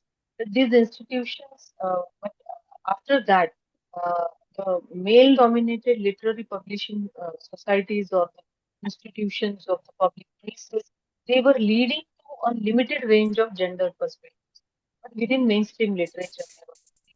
However, the expansion of educational opportunities and feminist publishing initiatives has significantly increased the presence of women writers, marginalized authors in the literary field. Uh, I would like to mention that digital publishing platforms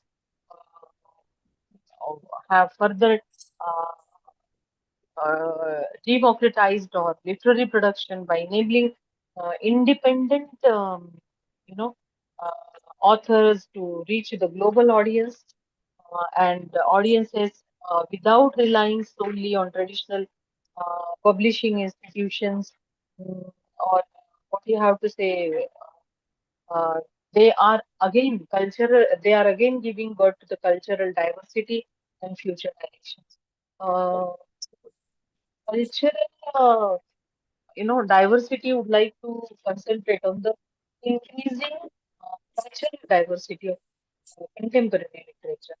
अं, म्हणजे समकालीन समाजातलं जे साहित्याला मध्यवर्ती ठेवून लिहिलं जाणारं text होतं किंवा साहित्य होतं.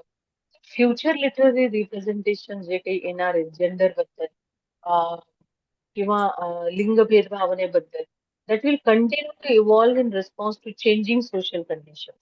त्यांनी समाजामध्ये जी सामाजिक लिंगभेदाची जी साखळी होती ती तोडायला मदत होणार होती. किंवा आपण असं म्हणूया की global societies become more interconnected, or they have created more literary narratives. They are likely to explore increasingly complex forms of identity, and that transcends the national and the cultural boundaries or limitations. Or म्हणजे जी आपण वैश्वीकरणाची जी काही व्याख्या करतो, तर वैश्वीकरणाबद्दल बोलत असताना भाषेने साहित्य जे काही सांगत असेल, ज्यामधून हे जेंडर रोल्स चर्चिले जात होते, ज्यामधून कल्चरल हायब्रिडिटीची चर्चा होत होती आणि ज्यामधून हे समाजामध्ये जे ग्लोबलायझेशनचे नवीन इश्यूज आहेत, मॉडर्निझमचे जे नवीन इश्यूज आहेत, ज्याला आपण किंवा LGBTQ जे काही नवीन इश्यूज आहेत किंवा त्यांच्या कल्चरल आयडेंटिटीज बद्दल जे काही समस्या आहेत, तर त्या कुठेतरी चेहरा आणि एक परफॉर्मन्स घेऊन पुढे येत होते.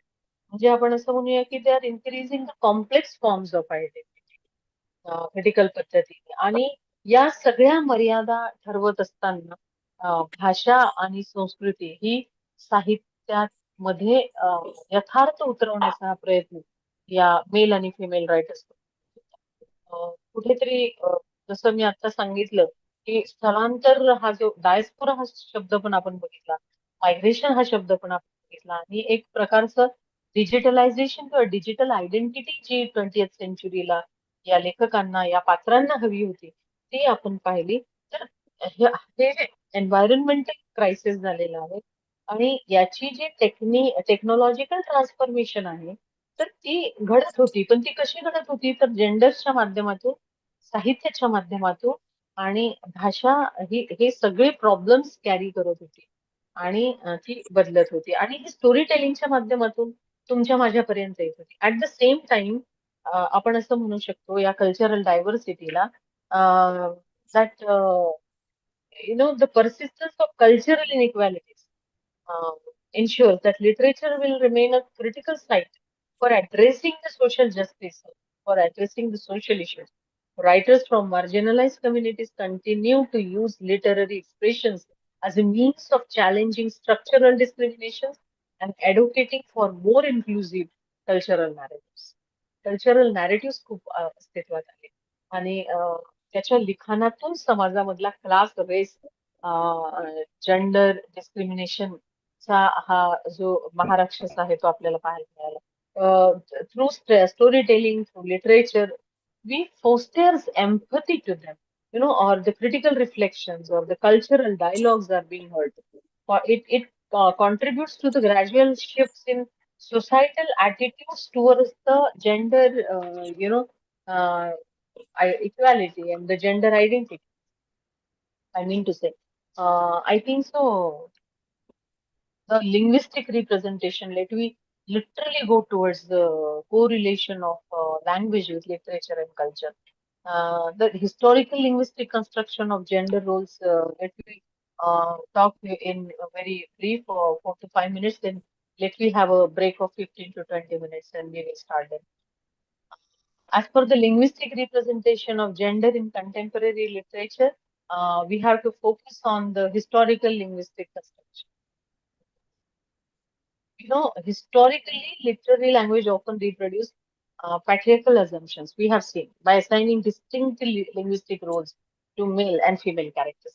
आपण याआधी पण पाहिलं की म्हणजे इतिहासामध्ये अशा पद्धतीचंच लिखाण लिहिलं गेलेलं आहे की फॅमिलीचा एक प्रमुख व्यक्ती दाखवला जातो आणि तो म्हणजे मेल जो की पूर्ण घराचा पोषक असं त्याला रिप्रेझेंट केलं जातं आणि काही ड्युटीज असाइन केल्या जातात त्यात तो असाइन करतो the duties are being assigned to me and the duties are assigned to my wife, assigned to my children, assigned to my son and to my daughter, blah blah. So the male characters were typically described using vocabulary associated with authority.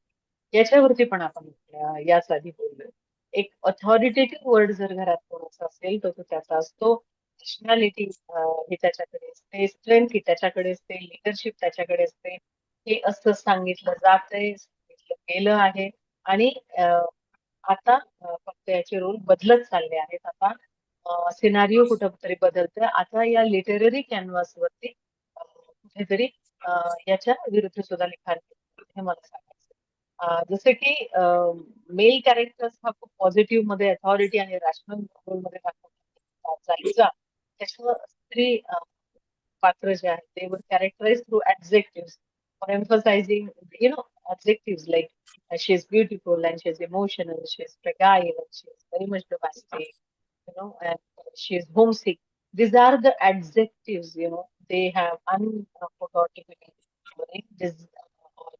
indivisible हे तिच्या व्यक्तिमत्वाला चिकटले जैसे कि वो ऐसी ही है उसकी हस्ती ऐसी है she needs to be protected उसकी रक्षा करना जरूरी है like the contemporary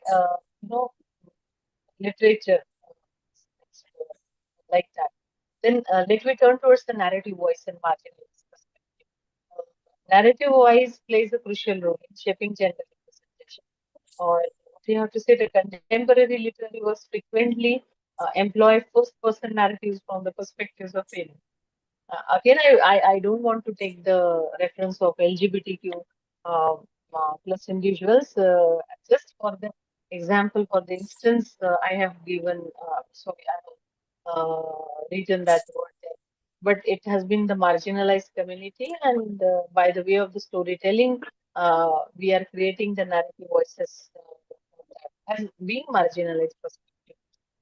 Then let me concentrate on the speech pattern or the dialogue speech pattern from which we are, doing the transformation. Modern literary dialogue. We can see how increasingly, challenges the stereotypes regarding gender communication. म्हणजे आतापर्यंत स्त्री कशी ही खूप analytical, ती थोडी complex असते, ती assertive असते, ती कुठेतरी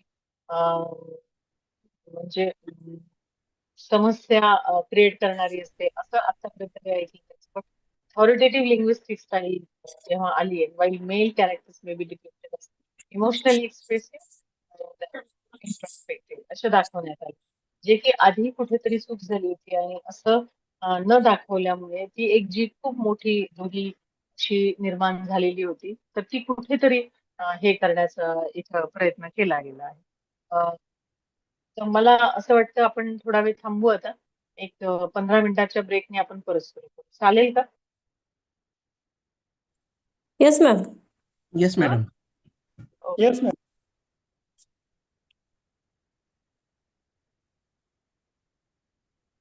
Let we join them 4:45.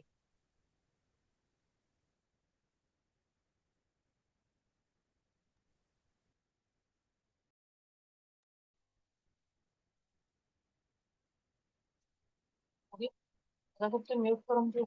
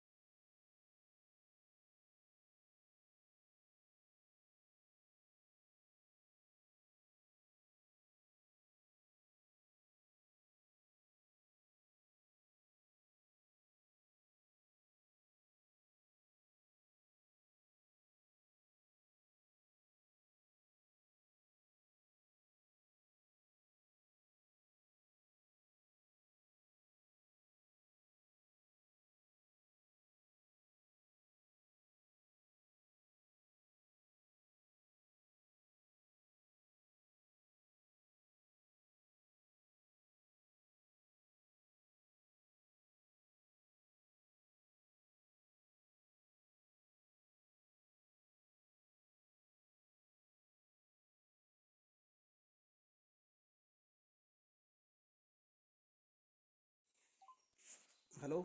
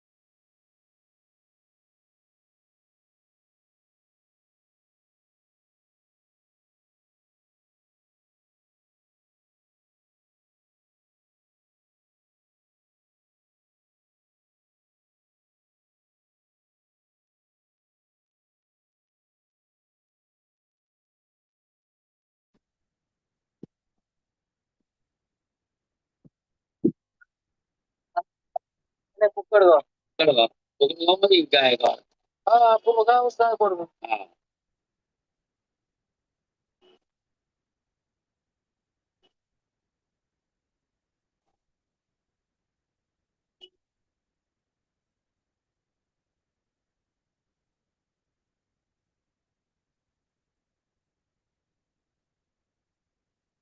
हा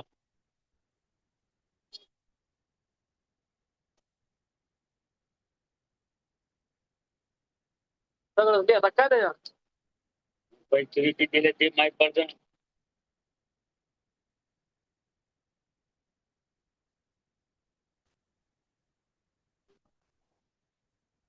आले का फोन करून द्या कोणाला बी. हा, चालतंय. त्याच्याकरता फोन घ्यावा लागला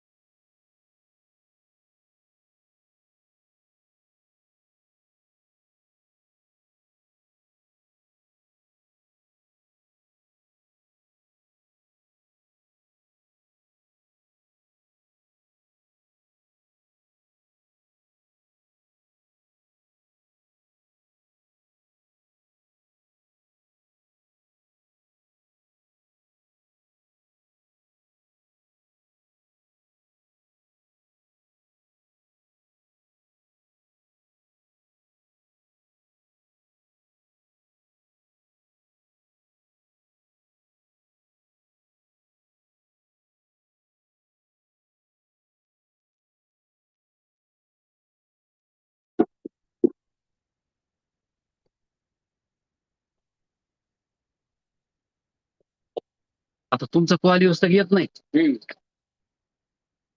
कंडेन्सर ठेवू का? कशावर चेक करायचं? कंडेन्सर बी नसतं का? अरे आमच्याकडे फेरिंग आहे, कंडेन्सर आहे, पूर्ण आहे. असं आहे.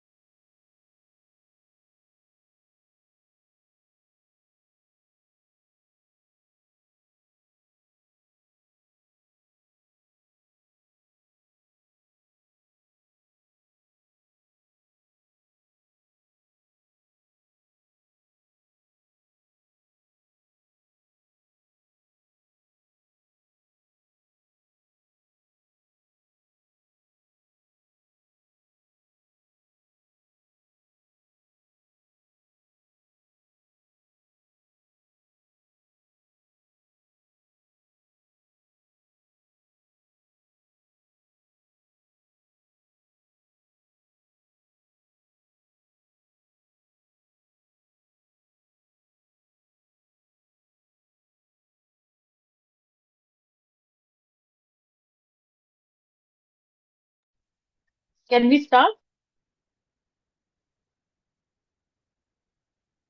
Are you able to Okay, ma'am. listen? Okay, ma'am. Okay, okay, Okay, okay. ma'am. Yes, I was on the slide that was showing the dialogue and speech pattern transformations of the linguistic representation of gender in contemporary literature. As per the modern literary dialogue, is concerned, it is more increasingly challenges or stereotypes regarding gendered communication. Female characters are often, as I told you, portrayed using assertive, analytical, and authoritative linguistic styles, while main characters may be depicted as emotionally expressive and introspective.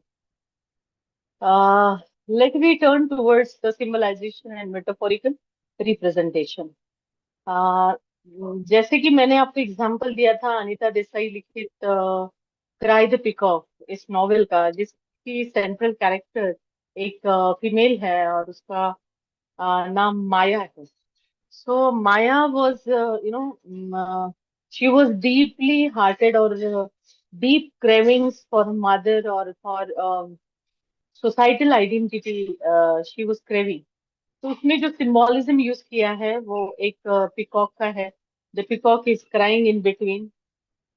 और the metaphorical representation उसका ये है कि वो उसके अंदर का जो दर्द है, जो फील कर रही है वो अपने माँ के लिए, या उसको बचपन से पालते हुए उसके पिताजी ने जैसे कि एक माँ की तरह भी पाला है.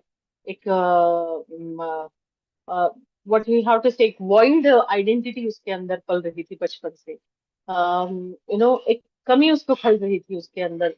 जब भी वो अपनी सहेली को देखती थी कि मेरे आजू बाजू जो सहेलियां है वो अपने माता पिता से पूर्ण तरीके की लाइफ जी रही है और मैं वैसे नहीं हूँ, मैं कुछ तो भी अलग हूँ, ये जो फीलिंग उसके अंदर पनप रही थी बचपन से. तो वो एक्सप्रेसिव नहीं है. वो लड़की जो है, वो माया जो है, वो एक्सप्रेसिव नहीं थी, वो एक्सप्रेस नहीं कर पाती है. और उसका पति जो है वो भी बहुत उसका ख्याल रखने वाला, सारी चीजों, उसकी सारी जो जरूरतमंद की चीजें हैं उसकी पूर्तता करने वाला है. लेकिन ये बहुत सिंपल लाइफ चाहती है और इतने और सिंपल बातों में वो उसको कन्विंस भी नहीं कर पाती कि मैं बहुत छोटी छोटी खुशियां चाहती हूँ जीवन में. और जब भी वो ये देख रही है कि भाई खिड़की के बाहर वो देखती देखती है कि बारिश के दिनों में एक पिकॉक वहां पर आया है, एक मोर वहां पर आया है, और वो मोर मोर नाच रहा है. सिचुएशन ऐसी है, बारिश में मोर नाचते हैं. तो बारिश आ रही है और वो मोर नाच रहा है और वो नाचते हुए मोर की तरफ को देखती है और अपनी खुद की व्यक्तित्व की तुलना वो उस मोर से करने लगती है. और वो मोर नाच रहा है और उस मोर की दोनों आंखों में पानी है. उसको ये दिख रहा है कि वो मोर नाच रहा है, लेकिन नाचते वक्त वो रो भी रहा है. और वो खुद को कहती है, there is a slogan and metaphorical assertion of the title of the novel, Cry the Peacock. Maya is saying, she's pointing towards that peacock and she's saying, cry the peacock. Peacock रो रहा है. और मतलब वो खुद को कह रही है कि Maya is crying in her heart. तो ये जो लिंग्विस्टिक मेटाफोरिकल रिप्रेजेंटेशन होते हैं, सिंबॉलिक रिप्रेजेंटेशन होते हैं, वो भी कभी कभी जेंडर नॉर्म्स को खुली तरीके से साहित्य में मतलब इन राइटर्स के थ्रू दिखाए जाते हैं. एक ट्रेडिशनल लिटरेचर, जैसे कि एक स्त्री का व्यक्तित्व एक पौराणिक कथाओं से लेके आज तक एक ट्रेडिशन में बंधा हुआ हमको नजर आता है. जो सिंबॉलिक इमेजेस है उसके साथ एसोसिएटेड है, जैसे कि she is pure by heart, she is pure, nature का भी आता है, सेक्रीफाइस का भी आता है. प्योरिटी बोले तो उसके व्यक्तित्व से हम जोड़ते हैं. फिर सेक्रीफाइस भी हम उसके व्यक्तित्व से जोड़ते हैं. क्यों? क्योंकि कल्चरल इम्प्लीकेशंस हमको ऐसे मिले हैं कि एक समर्पण का दूसरा नाम स्त्री है. ये भी हमने बहुत बार साहित्य में सुना है, पढ़ा है.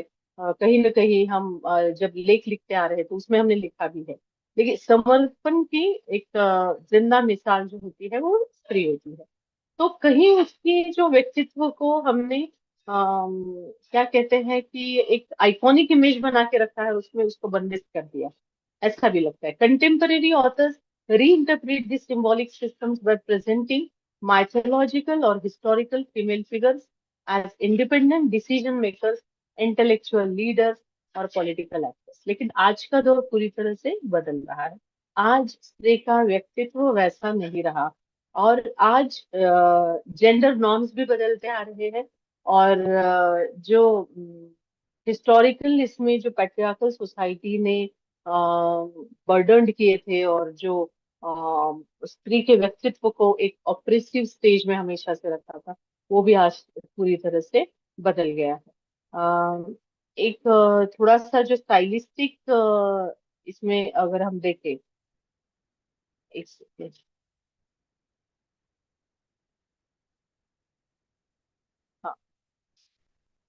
हाँ, stylistic experimentation and narrative multiplicity. It is frequently employs stylistic experimentation such as fragmented narratives, non-linear storytelling, and multiple narrators to reflect the complexity of gender identity. These structural innovations emphasize that identity is shaped by intersecting social factors including class, ethnicity, sexuality and nationality as well. ये stylistic experimentation को जो भी हमने ये मतलब इस concept में बिठाने की कोशिश करी है, ये it is you have to say this structural innovations ये एम्फसाइज करते हैं आइडेंटिटी को और शेप करते हैं इंटरसेक्शन में आने वाली सोशल रियलिटीज को, जो कि क्लास से रिलेटेड है, इथनिसिटी से रिलेटेड है और नेशनलिटी से भी रिलेटेड है। हमने बहुत सारे ऐसे हिंदी उपन्यास भी हमने पढ़े हैं। अमृता प्रीतम की जो पिंजर नाम का उपन्यास है, उसका फिल्म एडाप्टेशन हमने देखा है। उर्मिला मातोंडकर इन्होंने एक्ट करा है वो।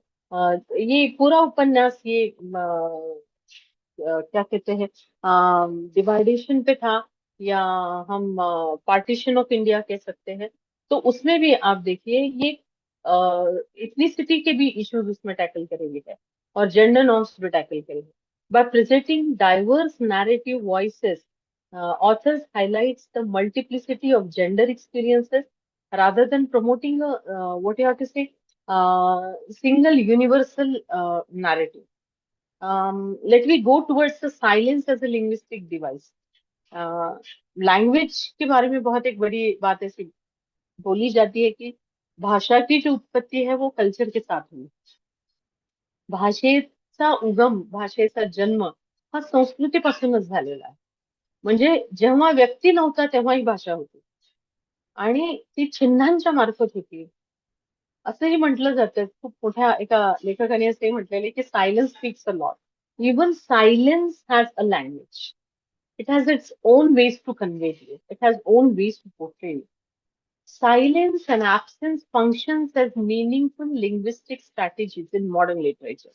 When characters struggles to express their experiences due to the social repressions, their silence symbolizes, um, you know, silence symbolizes the historical, the marginalized, the class-oriented, the suppressed class voices. Intentionally, the writer portrays such silences to emphasize the importance of giving voice to suppressed identities. Actually, there is a gradual emergence of speech within these narratives, often symbolizes empowerment and social recognition. जेव्हा भाषेचा जन्म झाला, भाषेची उत्पत्ती झाली, असा प्रश्न विचारला जातो की भाषा किती जुनी असावी? तर याच वेळेचा parallelly at the counter sign, opposite sign, there would be a question की संस्कृती, सिव्हिलायझेशन ही किती जुनी आहे? जितकी कल्चर जुनी आहे तितकी भाषा पण जुनी आहे आणि भाषेच्या माध्यमातूनच आपण लिंग्विस्टिक डिव्हाइसेस कडे जातो। आजकाल तुम्ही पाहता linguistics is it is the well planned or well metaphorically well settled framework to learn language simultaneously on various platforms. Let me go towards the linguistic representation of gender in contemporary literature, and under this slide, I would like to talk on the translation and cross-cultural gender representation. Nowadays, translation is in the new education policy, on the platform of new education policy. Translation is being useful or it is being very much employable field for the professionals like translators and all. Translation plays nowadays a critical role in disseminating gender-focused literary works. It disseminates across the cultures. It translators must carefully navigate gendered grammar systems. So pronoun usages and culturally specific expressions are there. And we are going to see that 36 lakhs books are yet to be translated on the platform of the new education policy. Lot many issues are there. या They mug are being लवकर तिकडे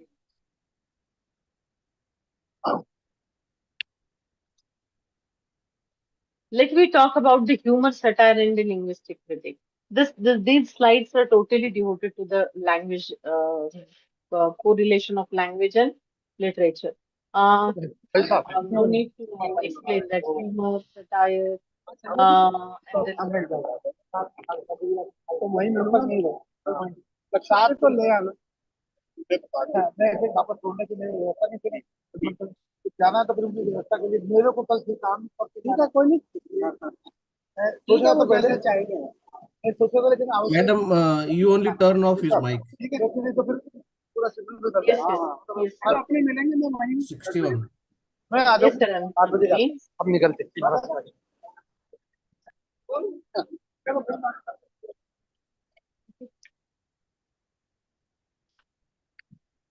Somebody is talking in between and I'm not able to. Akhare sir, आप please अपना mic बंद करो. Yes. Yes, madam, you may start now. Yes, yes, sir. So let me talk about the humor, satire, and irony. These are frequently used to critique rigid gender stereotypes. By exaggerating the patriarchal language or placing stereotypical expressions in iconic context, or writers expose the limitations and absurdities of traditional gender norms.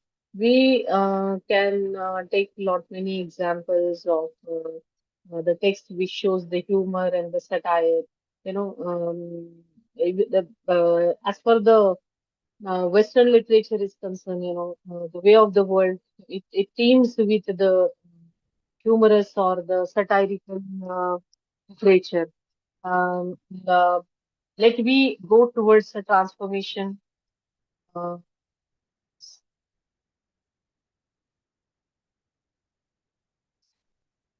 yes,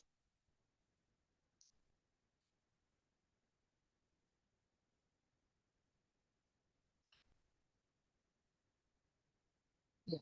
Poetic language and gender fluidity. That is one more important linguistic tool which I would like to talk on. Um, my place or my favorite place to talk, that is the poetry.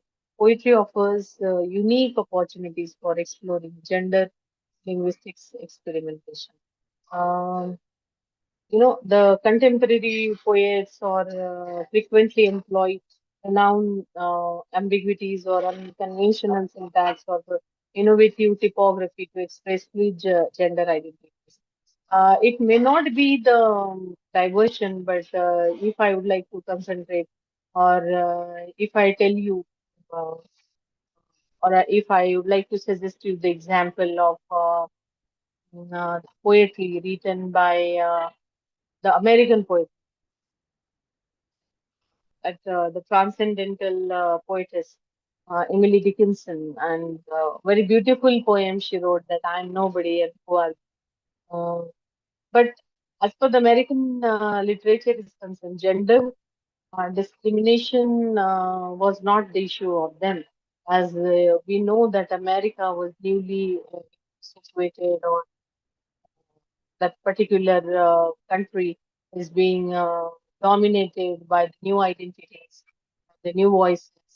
Uh, the poetry started with the pantheistic approach of Walt Whitman's poetry and all.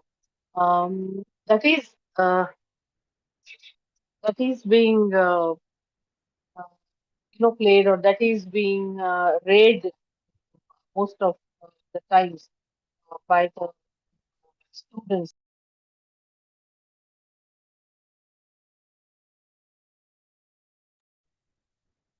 Peaceful. Reader's interpretation, to say linguistic evolution. If I need to explain, readers' expectations are more now. Critical discourse. It influences linguistic developments in literature. As academic and public discussions increasingly emphasizes inclusive language and authors responding by adopting linguistic practices aligned with evolving social values. I would like to give you my example that as I am working in the women's college, students from the BA second year and BA third, BA first and second year students, they asked me the question that, Madam, when we are going through the literature books, the language is highly metaphorical, or you have to say some bombastic words are being used in the text. But when we are going through the text that is for the general English, um, we think so that it is discriminated. The general English is being that much simple because the normal kind of student can tackle. The students of literature or the students of English literature, especially, they can tackle with the grandeur of a language. I was speechless, but I conveyed them that the general English is for the student, or it is meant for the students who want to communicate in their day-to-day life. But the literary language must be different from the prose or general prose language because it wants to develop, certain students' certain interest in the literature.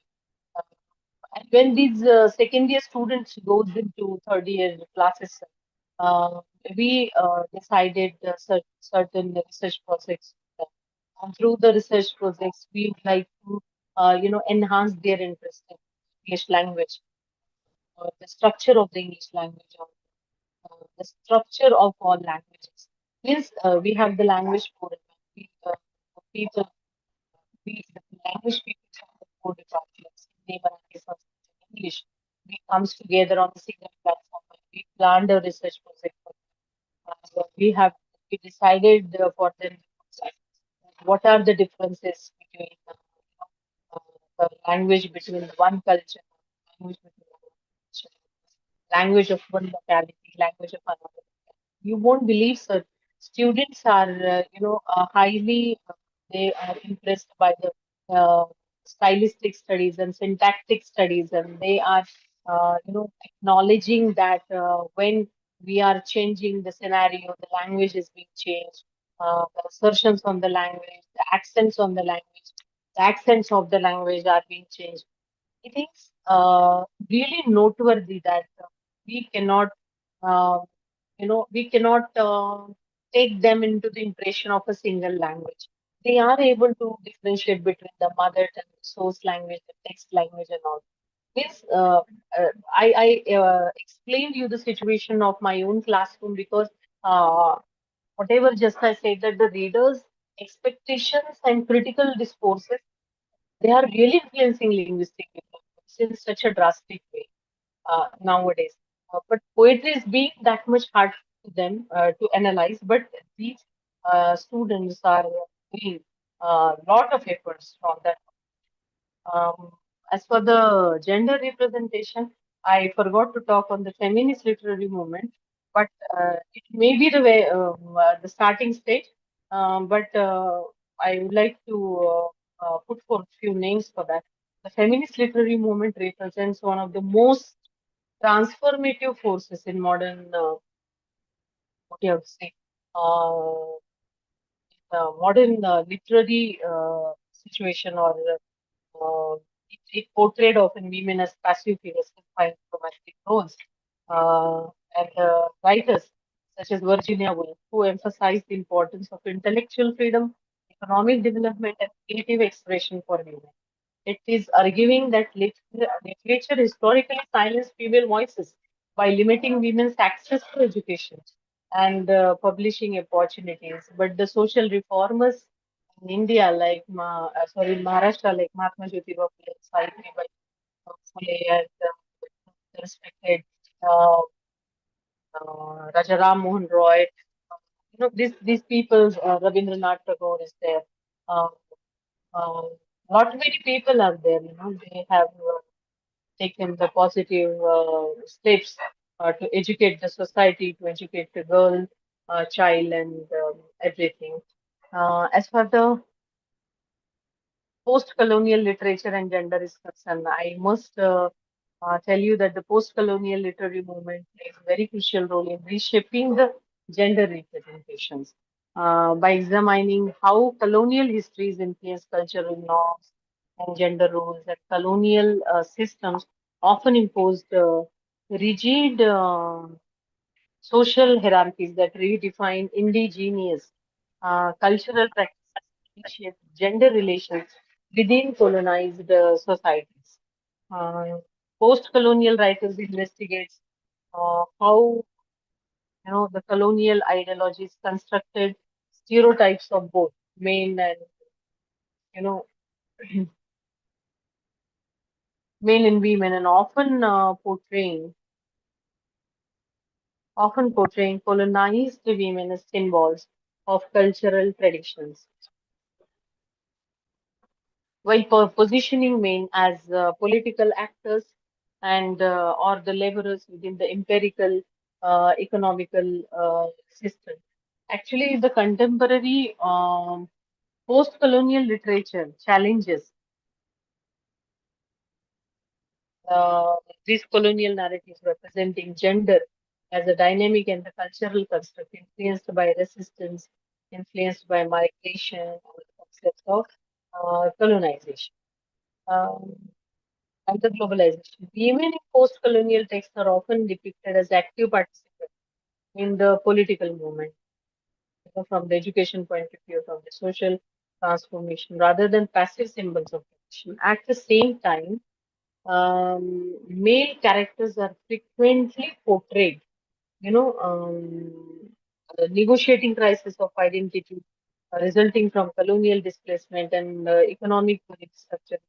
Uh, Through such narratives, post-colonial literature demonstrates that gender roles are historically contingent, and those had been shaped by the global power relations rather than by fixed cultural traditions.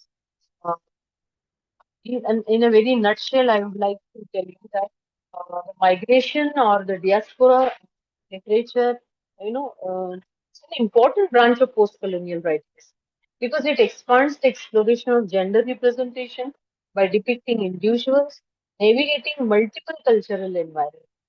Characters living between cultures often confront conflicting expectations regarding gender behavior and the family roles or the professional aspirations. But these narratives highlights the adaptability of gender identity, which takes you towards the language, which takes you towards the culture.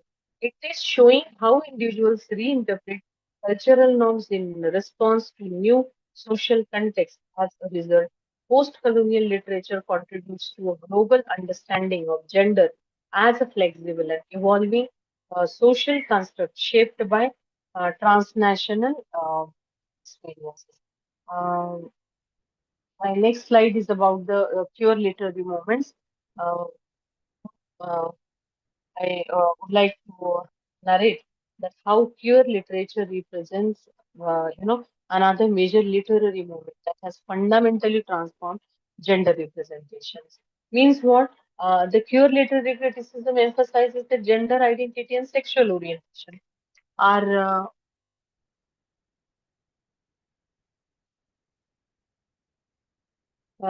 sorry, pure literary criticism focuses the gender identity and the sexual orientation that are not fixed, not comes under the fixed biological categories, but socially constructed identity shaped by the um, uh, cultural norms and institutional structures by presenting characters whose identities while that identity is shaped by the cultural norms and institutional structures by presenting characters whose identity challenges the conventional binary classification. I mean to say, where I put into the slide that queer writers challenges these assumptions by portraying diverse sexual orientations and gender identities, thereby expanding the conceptual boundaries of literary representations. You know, because these narratives explores themes such as identity formation, in such expressions, the diasporic set. Then identity formation, social exclusion, family relationships, legal recognition, psychological effects of discrimination. Hmm. Contemporary queer literature increasingly having the intersectionality with other literary movements, such as the feminism was there, the post-colonial writing was there, uh, because these theories producing narratives that examines how the sexuality, how the textuality interacts with race, with nationality, with religion, with economic inequalities. Such intersectional pure theories and pure narratives reflects the diversity of global experience, which emphasizes the importance of cultural context in shaping the gender representation. Then the next slide is regarding the uh, digital literature and uh, democratization of a gender narrative. I think so. Technological development in digital era that cannot change the impression of a language, but it has a profound influence on the literary production and gender representation. Uh, just when I talked about that, there are a lot many online platforms, blogs are there, digital magazines are there, or the social media. They are creating few, platforms for the storytelling. Or nowadays, the podcast is one more tradition that they have reduced the barriers traditionally associated with the literary publication. Easily on a single click, we can see or we can hear their experiences. It enabling writers from the diverse backgrounds to reach global audiences without relying on conventional publishing institutions. We need to think on the situations that really are we, lacking in, of, or we are killing the spirit of print media and all for getting the information, or we are making the literature the language, or we are making the distances between these three. This democratization of literary production allowed marginalized communities. As I told you that the literary production has allowed these communities, including women and LGBTQ writers and authors from underrepresented cultural regions, to share their stories and their perspectives worldwide. Uh, This social media narratives and digital poetry movements, it contributes to expanding, the representation of gender by emphasizing everyday experiences and personal stories. Uh, I think so. Short form narratives are there, spoken word performances, shared online performances, or community driven storytelling platforms are there. They enable individuals to express gender experiences that may not fit within mainstream literature. These digital expressions often addresses the contemporary issues such as the workplace equality or the body images, so the mental health or the social activism, illustrating how literature continues to evolve alongside the technological evolution. Uh, I think so.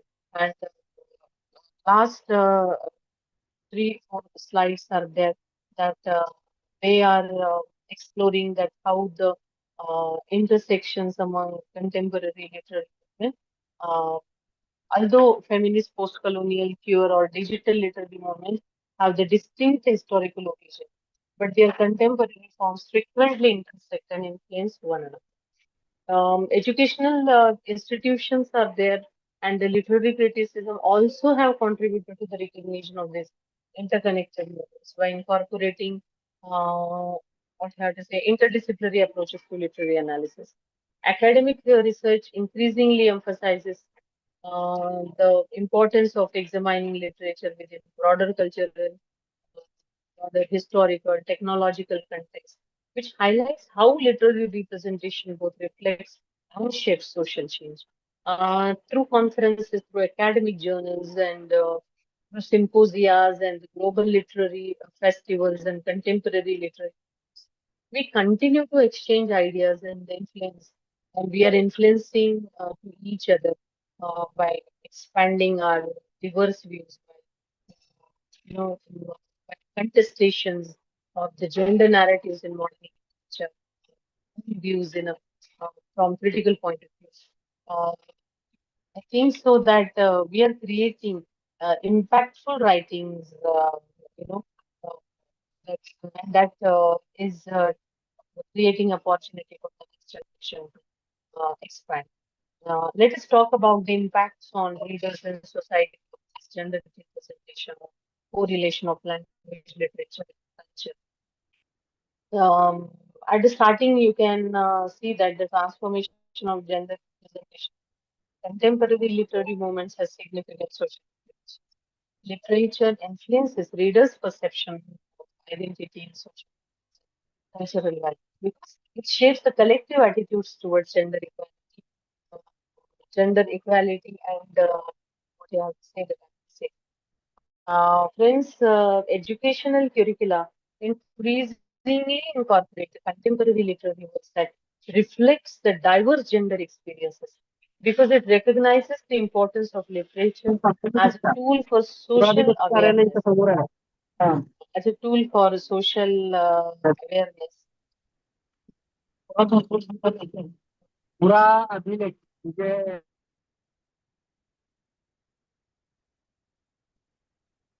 Um, you know, it gets students exposed to the inclusive literary narrative, which gains opportunities to critically examine traditional, you know, uh, gender norms and to understand historical studies that have shaped modern concepts of equality.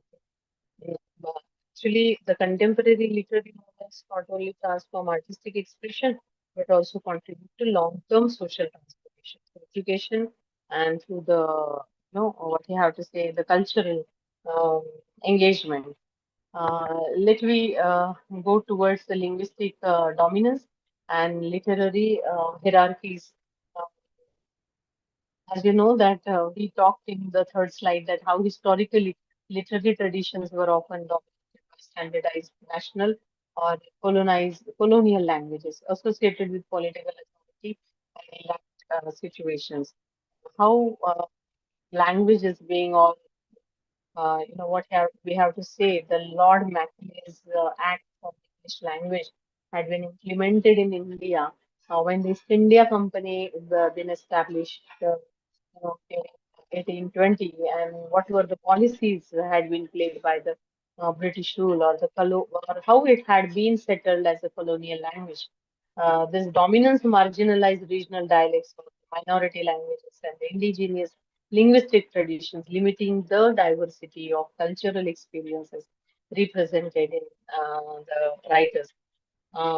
Hence, literary writers responding to these conditions frequently incorporate the multilingual expression into their works.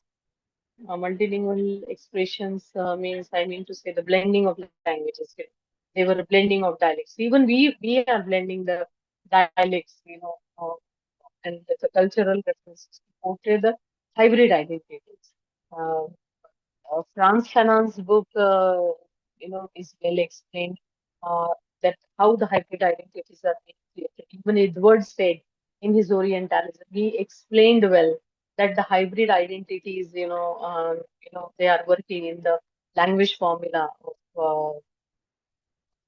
the surrounding region that transcends the traditional, national, or the linguistic boundaries.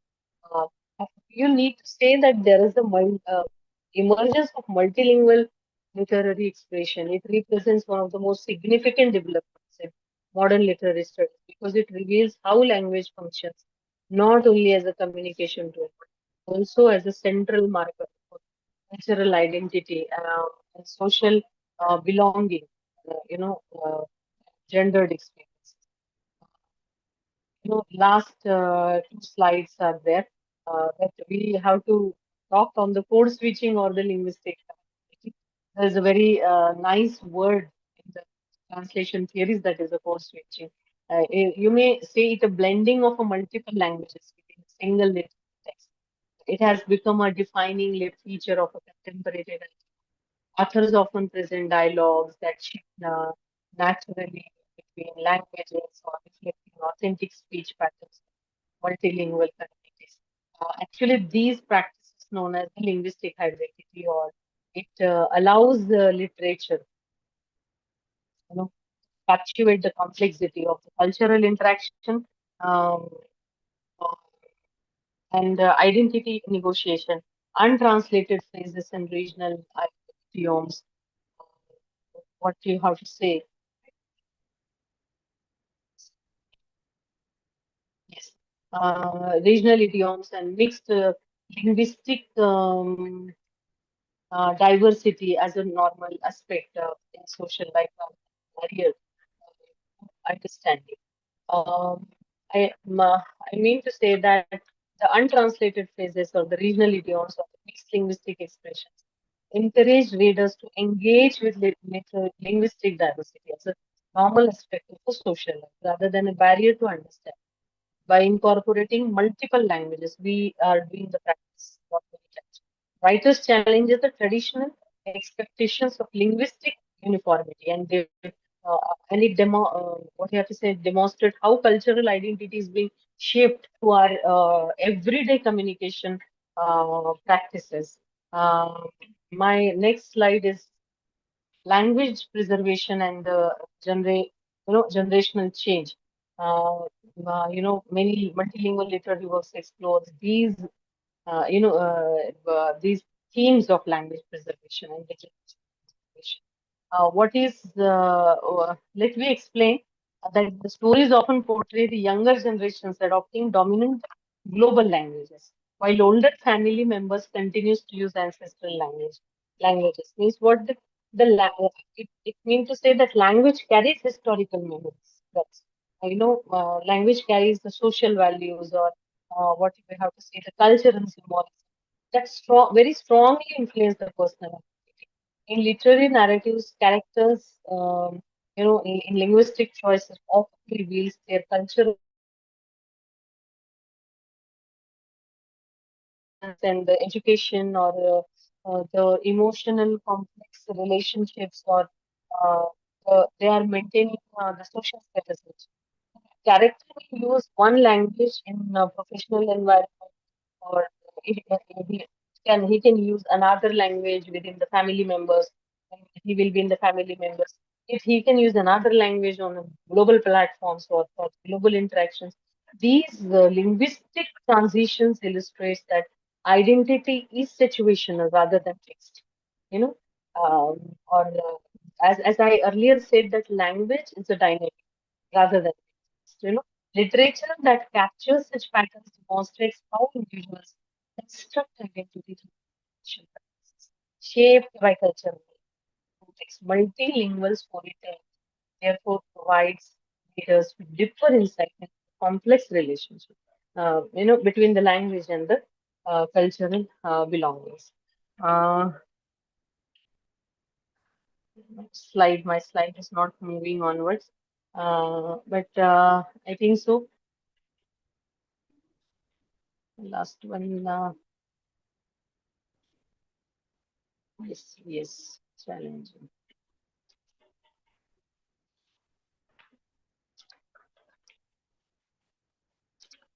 Yes. This one, last one slide is there because there's not many slides. Yes, challenging the linguistic power structures. As we talked in the seventh slide, that the multilingual literary expression often functions as a form of cultural resistance, somewhere by incorporating marginalized or minority languages to the text. Authors challenge the dominance of standardized national languages and asserts the cultural legitimacy of diverse linguistics. And these practices, you know, are carries political significance also. Uh, you know, but in the societies where we see, but mm, I think so. Such works broaden the literary traditions and it encourages the readers to recognize the cultural richness uh, one more, point to be negotiated. That is how the translation works. It meets with a cross-cultural representation because nowadays translation plays a crucial role in the simplification of multilingual literature. Translators must navigate differences in grammatical gender, in noun systems. I think so. It has the repetition, but as important from this theme, the culturally specific expression, while mm, preserving the intended meaning of the original text. Why it is being so important? Because the sensitive translation strategies ensures that gendered meaning and cultural nuances remains accessible to new audiences. Means the literary work addressing to the gender equality of the cultural identity and the social justice reach global, leadership, fostering intercultural understanding and dialogue. I think so. I have to stop here because 20 slides are there. My presentation is quite long. Is stressing. Uh, Anybody is there to hello? Yes, madam, please. Yeah, listen. Yeah, yeah, yeah. Sir, I think so. 5:30 is the time, or Yes, madam. Yes, madam. Actually, madam, the time is up to 6, but up to 5:30 you can deliver lectures and there can be question answer session like that. yes, yes, yes, yes, Yes, ma'am. Okay, so please, madam, I hope I think you are going to stop here, right? yes, yes, sir. Yeah. So the participants, if you have any question, please type your question in the chat box, or you may directly address your question to madam. Hello.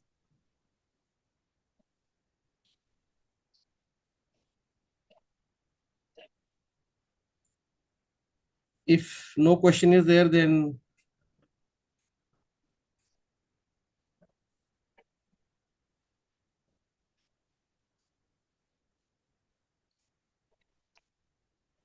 madam, I think, hello, am I audible? Okay. Am I Yes, sir. audible?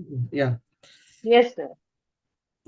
If you are finished, then we can ask ma'am the next roll number to propose the vote of thanks. Yes, sir. Yes, sir. No problem. Ma'am, may I ask one question? Yeah, please Yes, yes, welcome. ma'am. Yes, ma'am. Yes. Thank you so much, ma'am, for delivering such a wonderful session.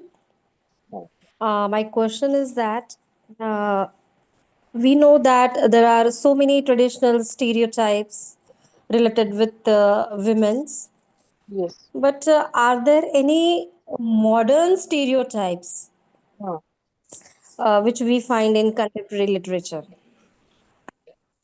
Which stereotype you find that we need to discuss on Yes, ma'am. Uh, At present, so many women that? they are using so many of gadgets like social media, mobiles, or they use vehicles. Okay, so Huh. whenever there are any mistakes while driving any vehicle, okay, so Yes, on yes, yes. social media platforms, Papa ki pari, yes. So many accidents are there which happen due to the drunkard men, and Yes. the blame is not given to them, but Yes, if there are even some ma'am. minor mistakes from Yeah. Yeah, actually, so, it is not any so kind of gender discrimination, but it is the type of the mentality the society is often. When the women are driving the four wheelers, even the women are driving the four wheelers, men are not keeping trust on her. That even husbands are telling us, my husband is telling to me that I don't want to sit on the next seat to you because women are that much emotional, or they will give side to each and everyone. They can meet with an accident, but it's not like that. It is the problem of mentality. Uh, then the second thing that if anybody can be prone to mistake, men can also and women can also. But it is the problem of the mentality. I don't think so that it is the you know thing or the of men or men are pointing towards men. It is not like that. Society, they are doing. We need to fight on our own place. We need to fight for our identity. That these are not the stereotypes, but these are the modern practices. You know, you are observing such things in the society. Yes, and there are so many projects, or we can say the display of the negative aspects. Whenever any company, any in market and in consumer, okay, so we can say market, Yeah, industry if is. on TV, on television, if there is the advertisement of any new product, only the women characters are used. Okay, so that is again another I Yes, feel ma'am. personally that I think so. Your reading is very nice. If you are reading a lot feminist books, na, please go through the theory of Lara Mulvey, that is the male gaze. She says that that in the advertisement industry is a very big place for the professionals. But there, women is being advertised into short clothes, and men are being advertised with a very robust looks and all. Why women are accepting such kind of her own presentation? My question to women is like that. But they have the liberation and they are doing this whole thing.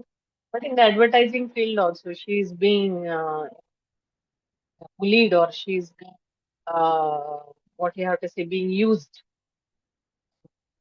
It's a very long thing to discuss. Actually, it is a very serious issue to discuss.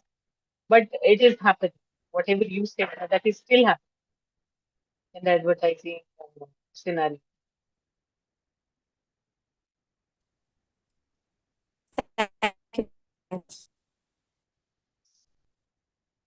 Thank you, ma'am.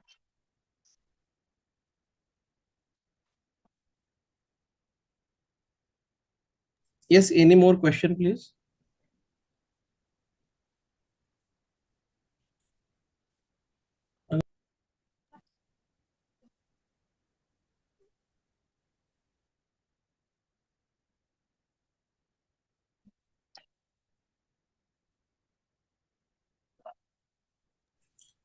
If no question is there, I can.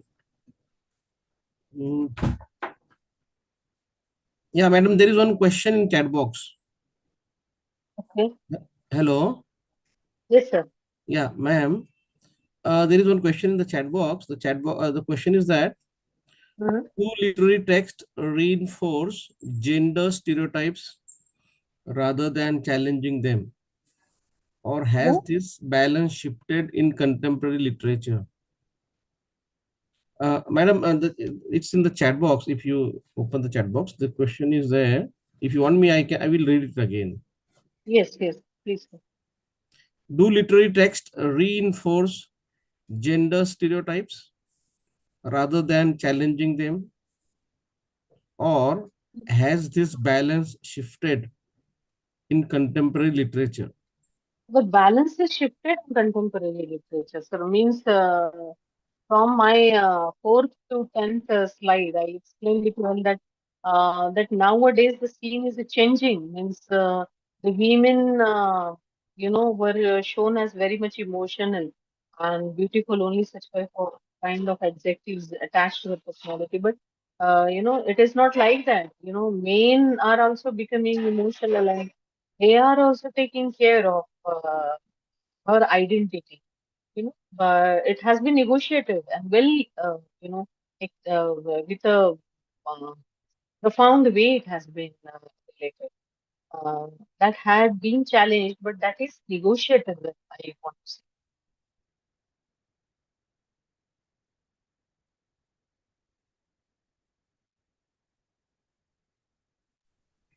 Yeah, Any okay, ma'am. questions?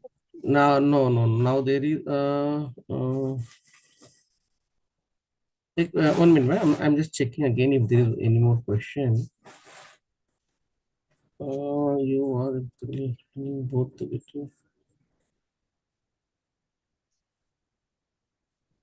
पिल्लू थांब ग. No, ma'am, there are no more questions now in the chat box. There okay are only sir, one. थांब बरं, मी पण येते. हा, Yeah. थांब ना, बस ना 2 मिनिट, चहा घेते. Hello hello. Yes, hello yes, sir, ma'am. अभी जो सेशन हुआ सर उसका पीडीएफ अवेलेबल हो जाएगा क्या? Ma'am, we will have to ask Gaurav sir or Zakde sir, I think. जी जी. Yes, any more question, please? If no question, then I request the next roll number to please propose the vote of thanks.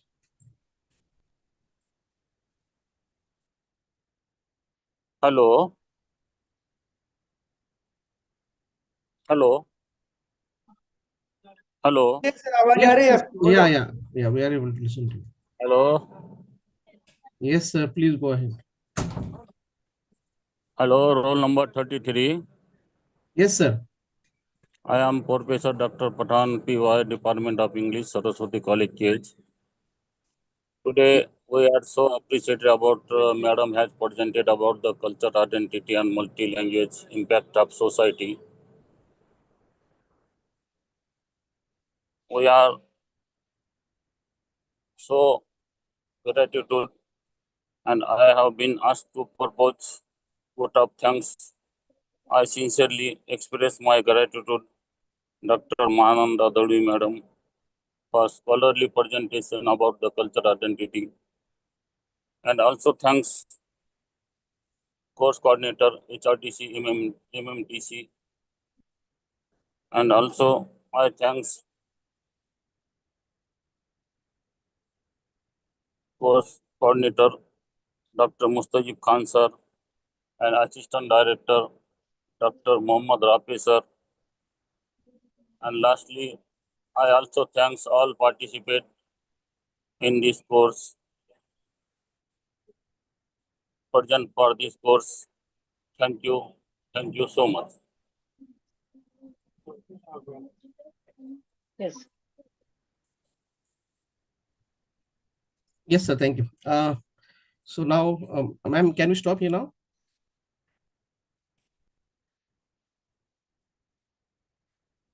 Yes, participants. So I think madam also has left. बंद करो sir. Yeah. Okay, sir. Okay, then Okay, sir. all of us will stop here, please. Okay, see you tomorrow. Okay. Thank you, sir. Thank you. Thank you, ma'am. Thank you.